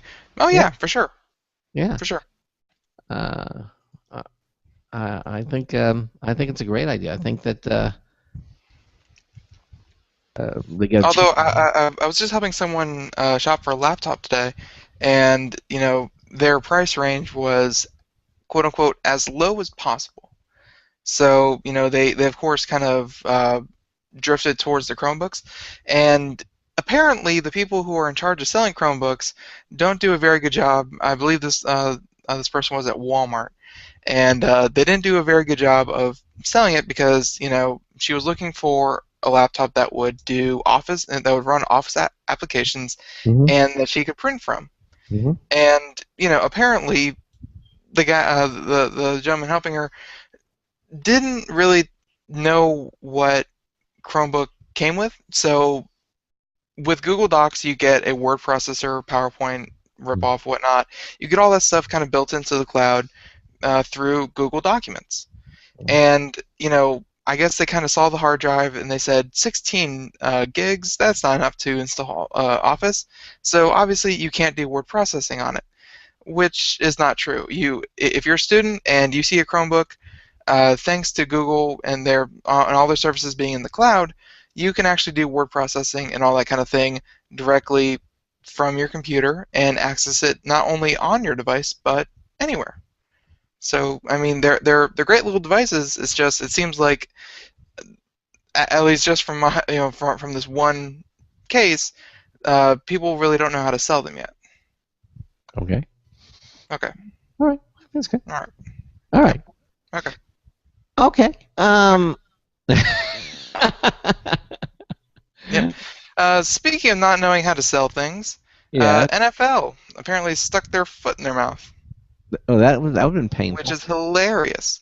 Mhm. So, and again, I've heard more stories, just from people, from random people on the internet, saying that, especially people who have to, in repair shops and things like that.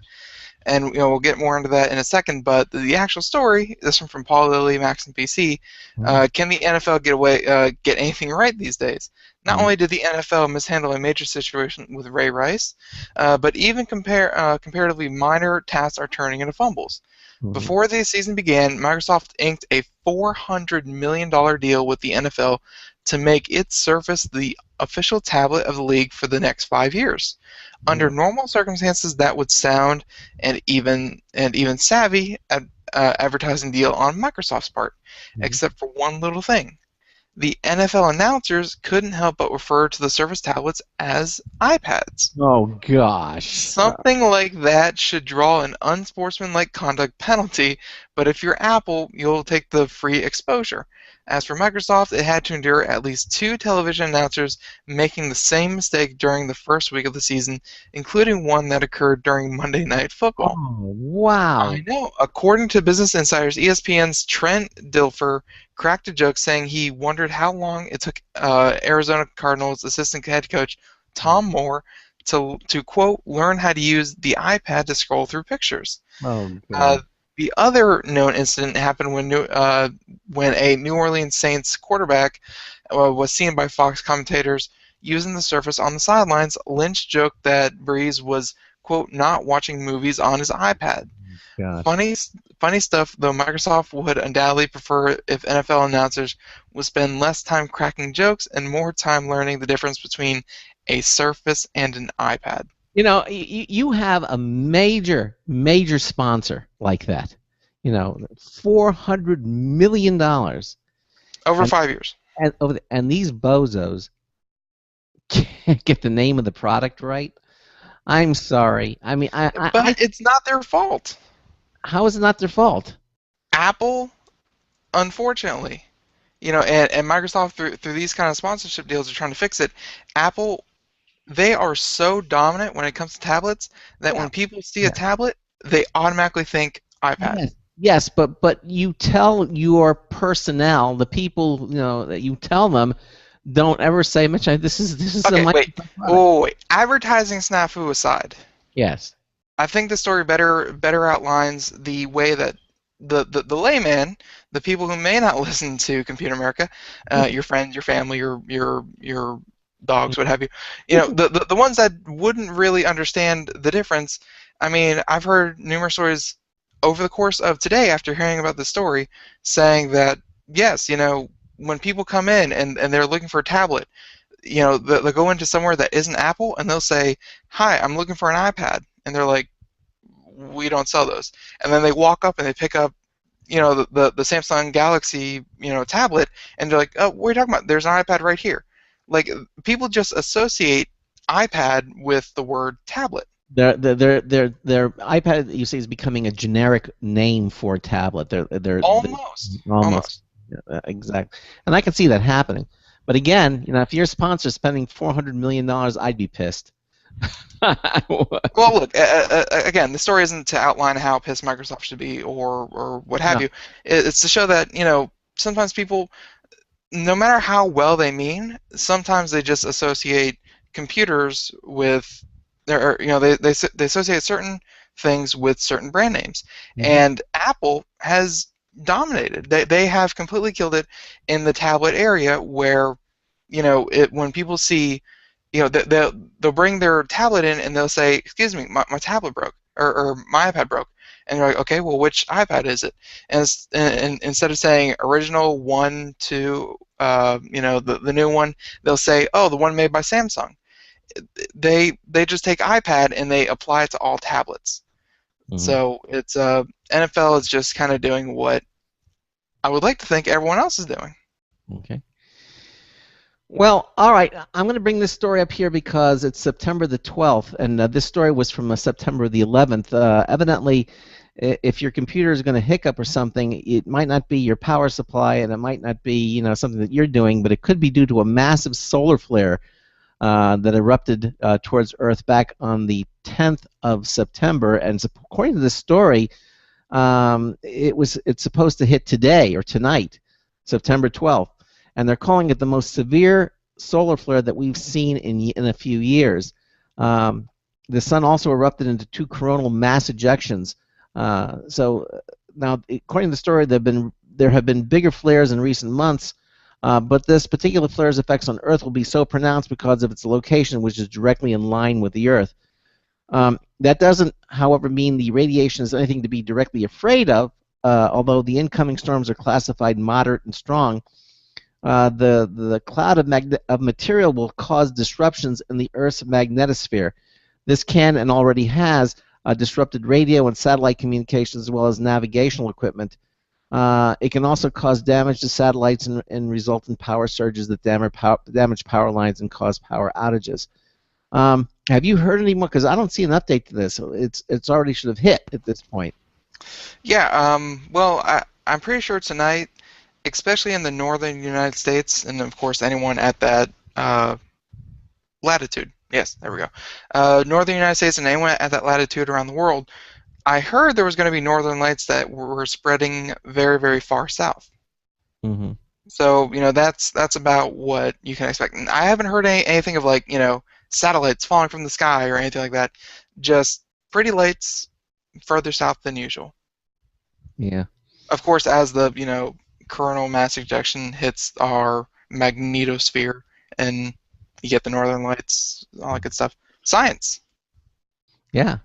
Well, I just thought it was to mention it because it's 11:27, and so technically it's still. Of course, we could be sensational people and just say, everyone with pacemakers, please protect yourself.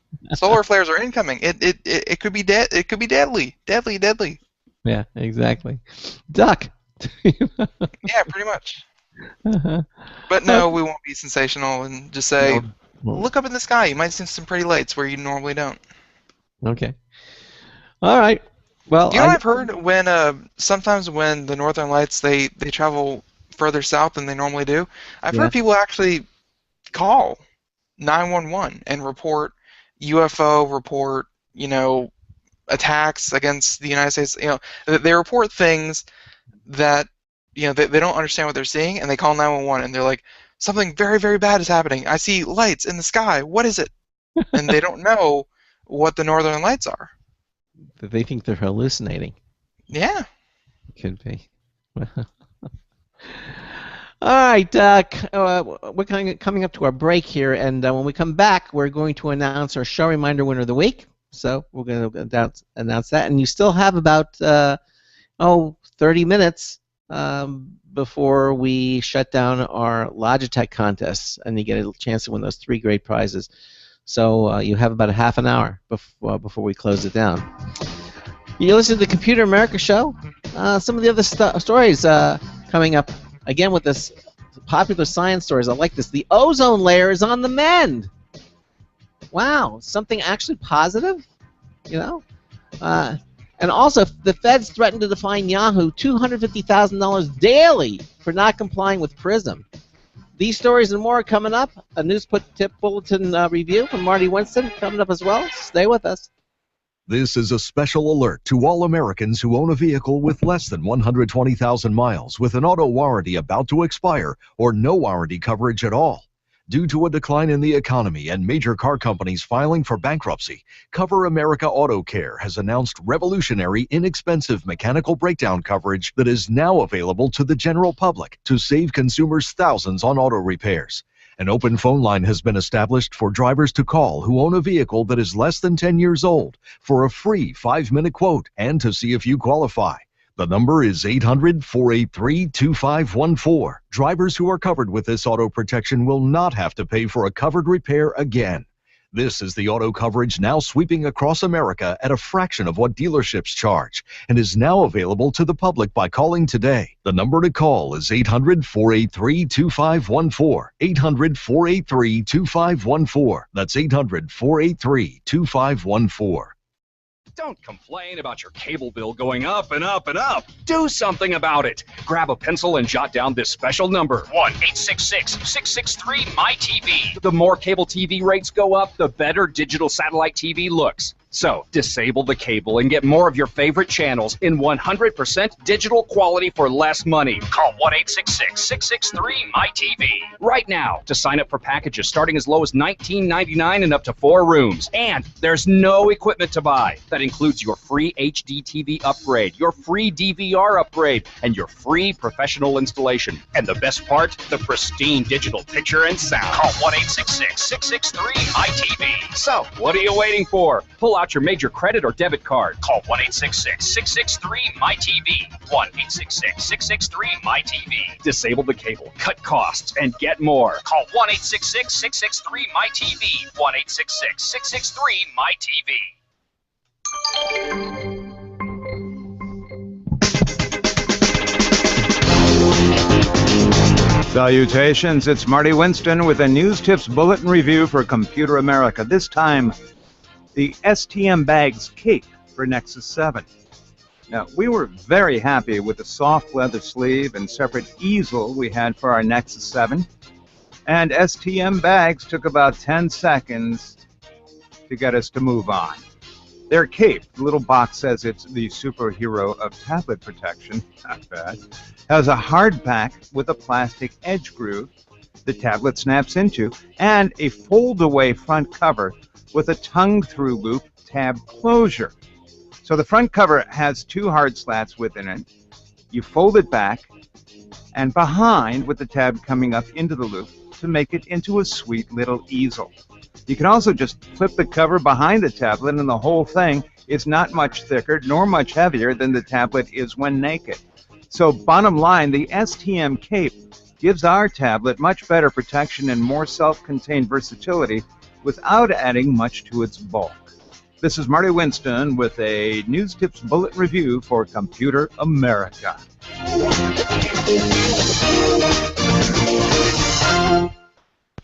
Welcome back to the Computer America Show. 33 minutes past the hour in the second hour on a Friday. And when the stars align, just like that, it is time to announce the show reminder winner of the week. Yeah. All right. So exciting stuff. It doesn't usually happen. I know, exactly. All right, so let's do it, okay? This week's show reminder winner is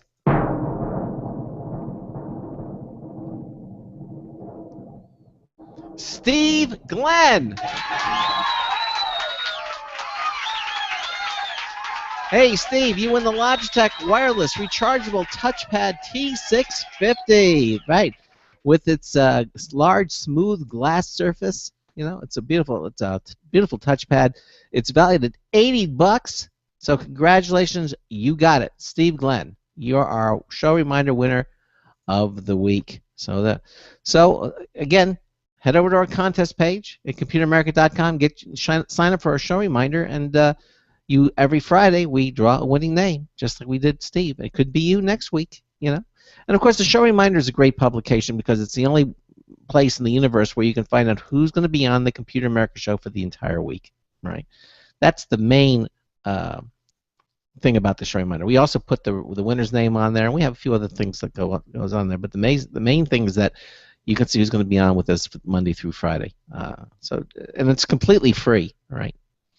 No obligation, and we don't sell the information to anybody. You know, our subscribers. We don't do any. Not of for lack of trying, though. I mean, if anyone wants to buy it, let us know. Yeah, I've been standing outside the house. You know, hey, would you like to buy our show reminder list? No, we don't do that. Sign up, and you know, we might be calling your name next week to win that really nice prize. And again, of course, our Logitech contest is finishing tonight. It's going to close down at midnight Eastern Time. So it means if you do it Saturday or Sunday, no, you won't get registered. We reopen it on Monday, and of course we'll have a brand new grand prize. It's really nice too, something that's brand new from Logitech. It's a different category of product, so I think that you'll like it. We want to kind of mix it up from time to time.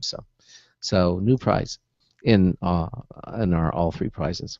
Okay, so there that is.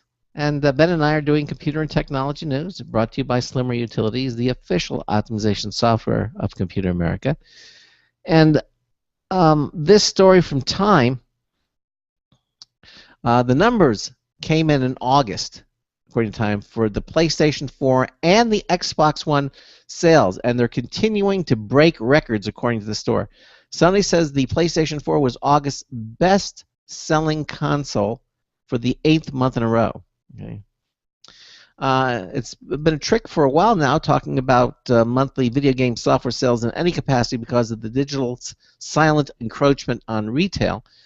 Each month, when NPD rolls out its retail sales reports and charts, it's like someone handing you half or 1/3 or 3/5 or 7/10 of the ballots from a voting station. Last summer, Games Biz site Gamasutra stopped bothering with NPD's monthly data at all. So he's been trying to follow it, and he says, but it's looking pretty weird at this point, watching the monthly tallies with so many PC gamers having long since migrated to digital sales, mostly via Steam, the thunderous absence of smartphone and tablet software sales in these reports, and console gamers turning increasingly to digital purchases as Sony and Microsoft commit to offering most, if not all, new software digitally on day one. The most reliable thing NPD can say about August's video game retail sales figures, then, since no one's yet buying PlayStation 4s or Xbox Ones using Star Trekian matter replicators, is that the sale of the PlayStation 4 and Xbox One 10 months along and combined are greater by over 70% compared to their predecessors. And Sony, in a side email, says the PlayStation 4 was the best-selling console for the 8th month in a row for those who are keeping score. So he says no one knows. Well, here's the thing. Basically, the rest of the article talks about numbers and how many percents and everything. Basically, sales are up for PlayStation 4 and Xbox One sales, and that's not surprising since they're really two incredible gaming systems. Yep, for sure. And especially see it this holiday season, they're probably going to be the best sellers. Really? Yeah. Oh, of course. Why not? I would think. It's interesting because again, when we had Grace and Hamilton on our Gamer Tuesday show, I said all the games are downloadable. He says no, you can still buy the boxed games, but especially if you don't have really high broadband speeds. Although I would think that if you go to you start the download and then you go to bed in the morning, it should be done. I would think. One thing that I guess cable companies really don't appreciate is that you can actually get a letter from your service provider if you download too much or if you upload too much. Mm-hmm. If you fall into one of those magical top tier users, which is like the top 2%, top 5%, however they want to call it, you can actually get an email, and if you download a couple games a week, mm-hmm. or even a couple games a month, you might just bump yourself up to that higher tier, and you might become the victim of throttling and things like that. But we don't want that. So yes, we've heard stories of that, and if you're downloading these big Blu-ray, games that normally come on Blu-ray disc, if you download those over the internet, you might find yourself in that situation. Mm-hmm. Well, time will tell, won't it?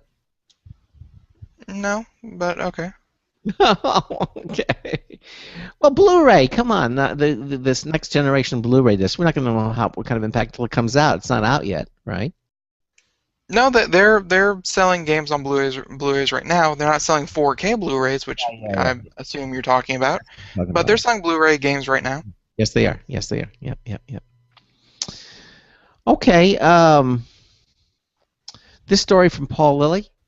The U.S. Department of Justice finds Hewlett-Packard. Oh, I shouldn't mention them. I'll just some company with initials HP. That joke never gets old. I know it doesn't. Every time HP is mentioned, that joke never gets old. No, it doesn't. We even get its own rim shot. But the U.S. Department of Justice fined them $108 million for a foreign bribery scandal. According to the story, HP and its subsidiaries face a hefty fine for felony violations of corruption. After pleading guilty to felony violations of the Foreign Corrupt Practices Act, Hewlett-Packard and its subsidiaries have been ordered to pay a total of $108 million in criminal and regulatory penalties. the U.S. Department of Justice announced this week. Specifically, HP was caught bribing Russian government officials to secure a large and lucrative technology contract. Wow. Talk about marketing techniques.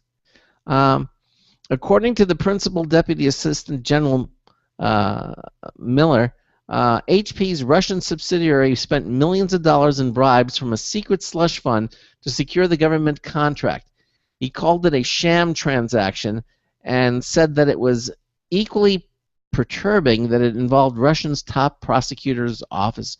A sham transaction. I think they have a category for that in Quicken, don't they? A sham transaction? No. Oh yeah, it's one of the drop downs. It's right next to yeah, slush exactly. funds. Yeah, sham transaction. For more than a decade, HP Russia business executives participated in an elaborate scheme that involved paying bribes to government officials in exchange for large contracts, said an FBI assistant director in charge. There is no place for bribery in any business model or corporate culture. Okay. I think that's a rather naive statement because it obviously goes on. I'm not saying that it's right. I'm just saying that it does. There's no place. What are you talking about? There's a whole subcategory for it. That's exactly where it should be going on. Exactly. Along with the Department of Justice, the IRS, and international law enforcement partners, the FBI is committed to investigating corrupt backroom deals and that threaten our global commerce. Okay. According to the Department of Justice, HP Russia created excess profit margins to finance the slush fund through an elaborate buyback deal scheme. That involved HP subsidiaries selling computer hardware and other technology products under contract to a Russian channel partner and then buying the same products back from an intermediary at about a $10 million markup with an additional $5.4 million in purported services. HP Russia then sold the same products to the Office of the Prosecutor General of the Russian Federation at the increased price. The three HP entities involved will pay over $76 million in criminal penalties and forfeiture, plus more than $31.4 million in disgorgement, prejudgment interest, and civil penalties, bringing the grand total to over $108 million. Wow. Well, I'm glad that you almost destabilized the global economy, as they're kind of pointing at, and you could find $100 million. Well, you think they made more? I think they should have done a little bit more if you're destabilizing the global economy, don't you think? Yeah, but that's a different penalty. Oh, okay. Okay. All right, so HP, although I don't think I'm going to get too much flack for this one. Corruption in Russia, my word. Yeah, it's pretty bad. There's no question about it. So, that was that story. Very, very weird. This next story, it's a little long, but I think it's worth doing. And this one from Vox.com. Don't normally do stories from them, but this one caught my eye. And it's software patents are crumbling thanks to the Supreme Court. Okay. So the Supreme Court doing something right. And the Supreme Court in June ruling on a patentability of software, its first in 33 years, raised as many questions as it answered. One specific software patent went down in flames in the case of Alice versus CLS Bank, but the abstract reasoning of the decision didn't provide much clarity on which other patents might be in danger. So now a series of decisions from lower courts is starting to bring the ruling's practical consequence into focus, and the results have been ugly for fans of software patents. By the author's count, there have been more than 11 court rulings on the patentability of software since the Supreme Court decision, including 6 that were decided this month. Every single one of them has led to the patent being invalidated. This doesn't necessarily mean that all software patents are in danger. These are mostly patents that are particularly vulnerable to challenge under the new Alice precedent. But it does mean that the pendulum patent law is now clearly swinging in an anti-patent direction. Every time a patent gets invalidated, it strengthens the bargaining position of every defendant facing a lawsuit from patent trolls. If you remember, we had a guest on our show that specialized in he was really a gaming lawyer, but he did software and patent work, and technology, like in that middle ground, and he specialized in that, and we talked a lot about that. Yes, we did. Yep. So I thought I'd just skip down here to on some of the court cases, and let's see. On July 6th, a Delaware trial court rejected a Comcast patent that claimed that the concept of computerized telecommunications systems checking with a user before deciding whether to establish a new connection. The court noted that the steps described in the patent could easily be performed by humans making telephone calls. So again, Comcast tried to patent. They tried to patent the automated process of you call a number, and that automated hotline would tell you whether or not you were eligible for connection. Yeah, and they said so they tried to patent that. And they said no because humans could do it by making telephone calls. I don't. Yeah.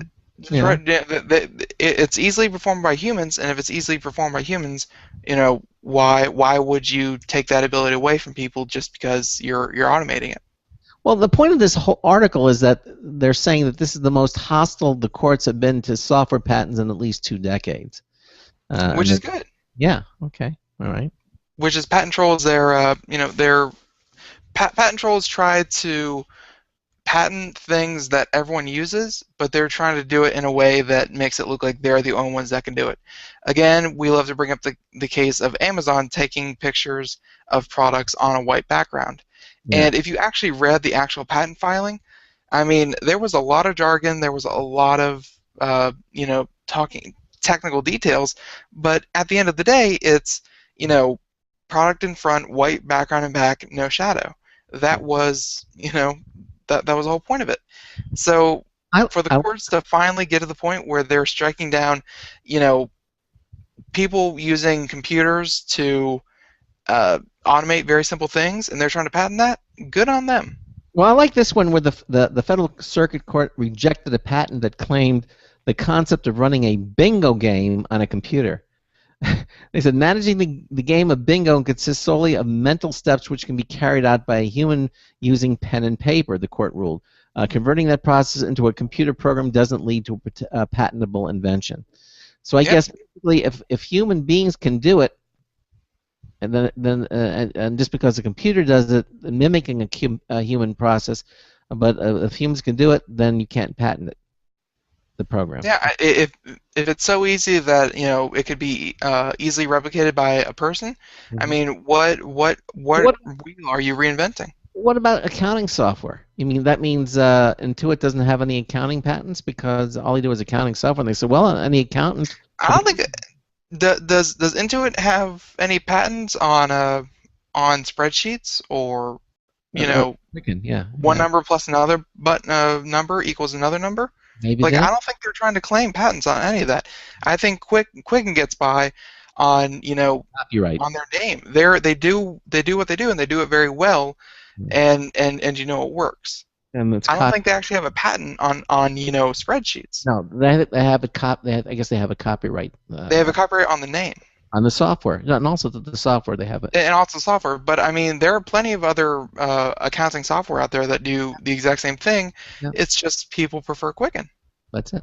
Okay. Well, anyway, it's an interesting story. It says you can't take a commonplace human activity, do it with a computer, and call that a patentable invention, which is. Yep. Figure we'd do one more just for the sake of argument. This happened yesterday. A Florida court invalidated a patent on the concept of subtracting a small amount of money from each of many payments in order to accumulate a large sum of money using a computer. The court noted that these kinds of schemes have been widely known for centuries. Again, centuries.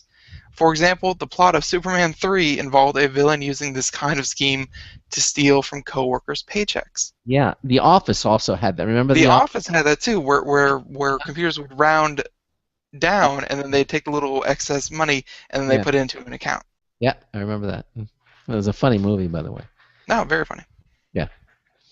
Okay. So, that was just that story. Just courts are finally cracking down on patent trolling. Okay, well, and as they should, I would think. Let's see here, what else?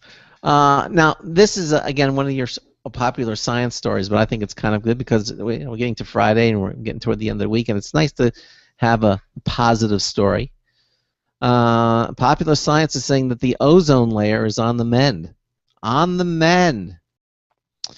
According to them, the ozone hole over Antarctica, and they give an image. If you look, that was taken on September the 8th of this year, and they show a picture. They say an international agreement to phase out the use of chemicals that damage the ozone layer appears to be working. A new report finds that ozone-depleting substances in the atmosphere are down by 10 to 15%, and that the ozone layer is, by and large, getting thicker. The reason is that the nations have followed through on commitments made under the Montreal Protocol and related pacts to phase out the use of chlorofluorocarbons, or CFCs, and halons, according to the new assessment released this week by the United Nations Environment Program and the World Meteorologist Organization. About 300 scientists contributed to the work. Of course, the ozone layer is that thin film of gas in the stratosphere, and it protects the Earth from the sun's ultraviolet rays, which can cause skin cancer, eye damage, and other forms of ill health for both animal and plant life on Earth. So, after the Montreal Protocol came into effect in 1989, countries began phasing out manufacturing the use of ozone-destroying substance. So, that's when the air conditioning and all that was at the hairspray, I think, was the big culprit. Yeah. The 80s and the big hair, it killed our ozone. Yeah, exactly. But the substance used for refrigerants, they changed it off from the chlorofluorocarbons. Chlorofluorocarbons, yes. Yeah. Exactly. So this is a side benefit of CFC reduction is that it may be helping to blunt the progress of global warming, since CFCs are also powerful greenhouse gases. The assessment estimates that in 2010, lower emissions of ozone depleters equated to keeping around 10 metric gigatons of CO2 out of the atmosphere, which is about 5 times larger than the annual emissions reduction target. Okay. So there are some warning signs, in here, but basically it's a positive article saying that, we're coming up with new, safer chemicals and technologies, and the ozone layer seems to be healing itself. It's on the mend, according to Popular Science. That's a positive thing. Little win for the win for us for once. For once, yes, exactly. Although, of course, the ozone isn't just made up of this one element called ozone. It's made up of greenhouse gases in general, and so increased carbon in the air is actually helping seal it up too. But let's not go there. It's it's funny in the chat room. Jonathan says he's taking a huge can of hairspray and lighting it in celebration. I would not doubt if that was the opposite effect, but good on you. Go celebrate. This one actually kind of piggybacks on a story we just did a little bit earlier tonight, and that was with the 1 million with the 1 million emails that were sent and the additional. Oh man, I just read this article. And the additional 300,000 comments sent to the FCC. Yeah. Guess what? Consumers only dropped the F-bomb 4,377 times in the comments to the FCC. About net neutrality? Yeah. Okay. They only use the F word about 4,400 times. Oh my gosh! Is that so? We're not talking FCC, are we here? Yeah. Or, no. It's a different word. Yeah. But yeah. So and by the way, little known fact, all of these comments, they're not only taken in and read by the FCC, they're actually posted online for anyone who wants to read them, because they're public comments. They post them for the public to read. So the folks over at Verge, over at The Verge, scoured through the entire slate of comments looking for foul language and found a total of 4,377 instances in which some variant of the F word was used. The F-bomb and its variants were the most popular curse word used in comments, more than double of another word. We're not allowed to talk about it. The S word. Yeah, the S word. There we go. And presumably inspired by John Oliver's relabeling of the net neutrality plan. By the way, if you haven't seen the net neutrality segment done by John Oliver, hilarious. It's very funny. Yes. Yep. So and the particular form that he used was used over 500 times. Yeah. So But, obviously more but than who's a million counting? comments. But who's counting? Yeah, exactly. So obviously more than a million comments were filed. The few thousand curse words thrown about only represent a small fraction of the words used. For example, the term Comcast was written 10 times as frequently as all forms of the F word. Wow. In that light, the article would like to propose adding Comcast to the list of dirty words you're not allowed to say on broadcast TV. There you go, or on broadcast radio for that matter. There you go. Exactly. Just a funny little story. Yeah, it's a funny little story. Do we have time for any more? One more or no? You know, we have other articles. If you're interested in hearing about them, we have an article that unfortunately we weren't able to get to from Wired, saying that Overstock.com, you may have heard of them, becomes the first major retailer to accept Bitcoin worldwide. Wow, that's a big one. Yeah, exactly. Bitcoin is getting some legitimacy. Another one that we didn't get to was that Destiny was released on Tuesday. You know, it actually was released during our Gamer Tuesday. Yep. And Destiny sold more than $500 million. Wow, marking the largest ever launch of a new game franchise. Yeah. Wow. 500. It's huge. Some other things, HBO is considering selling HBO Go without the cable subscription, because right now, you know, you have to have the cable subscription to get HBO Go on your phone or tablet. They're thinking about selling that as a standalone thing. Stanford develops a little radio. It's about the size of an ant. Yeah, that's and no battery power. It does it draw. You don't need a battery for it. It draws its power from electromagnetic waves. Yep. Just, you know, there are lots of great stories. Again, yeah, I guess that's it. There are lots of great stories that we didn't get to, unfortunately. Yeah, unfortunately. Well, you know, again, the weekend is upon us.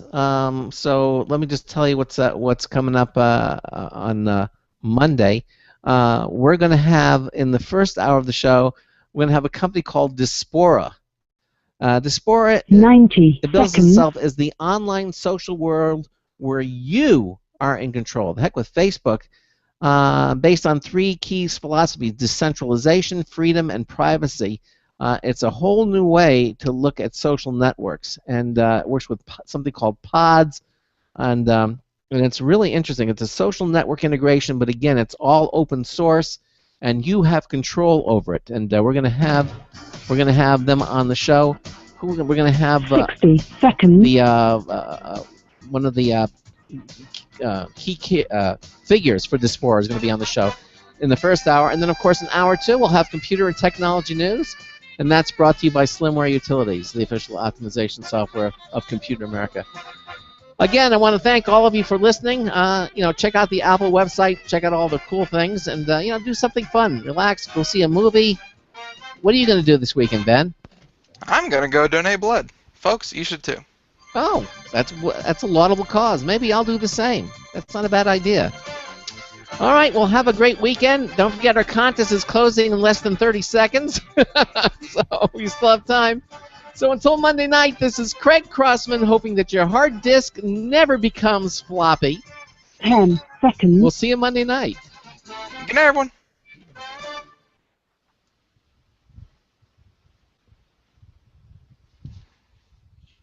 Thank you for using Blog Talk Radio. Goodbye. All right, we're pretty much done. Again, thanks for watching us on our live computer video streaming, and Ben, we'll see all of you on Monday with Diaspora. Okay. Yeah, for sure. All right. Good night. Night.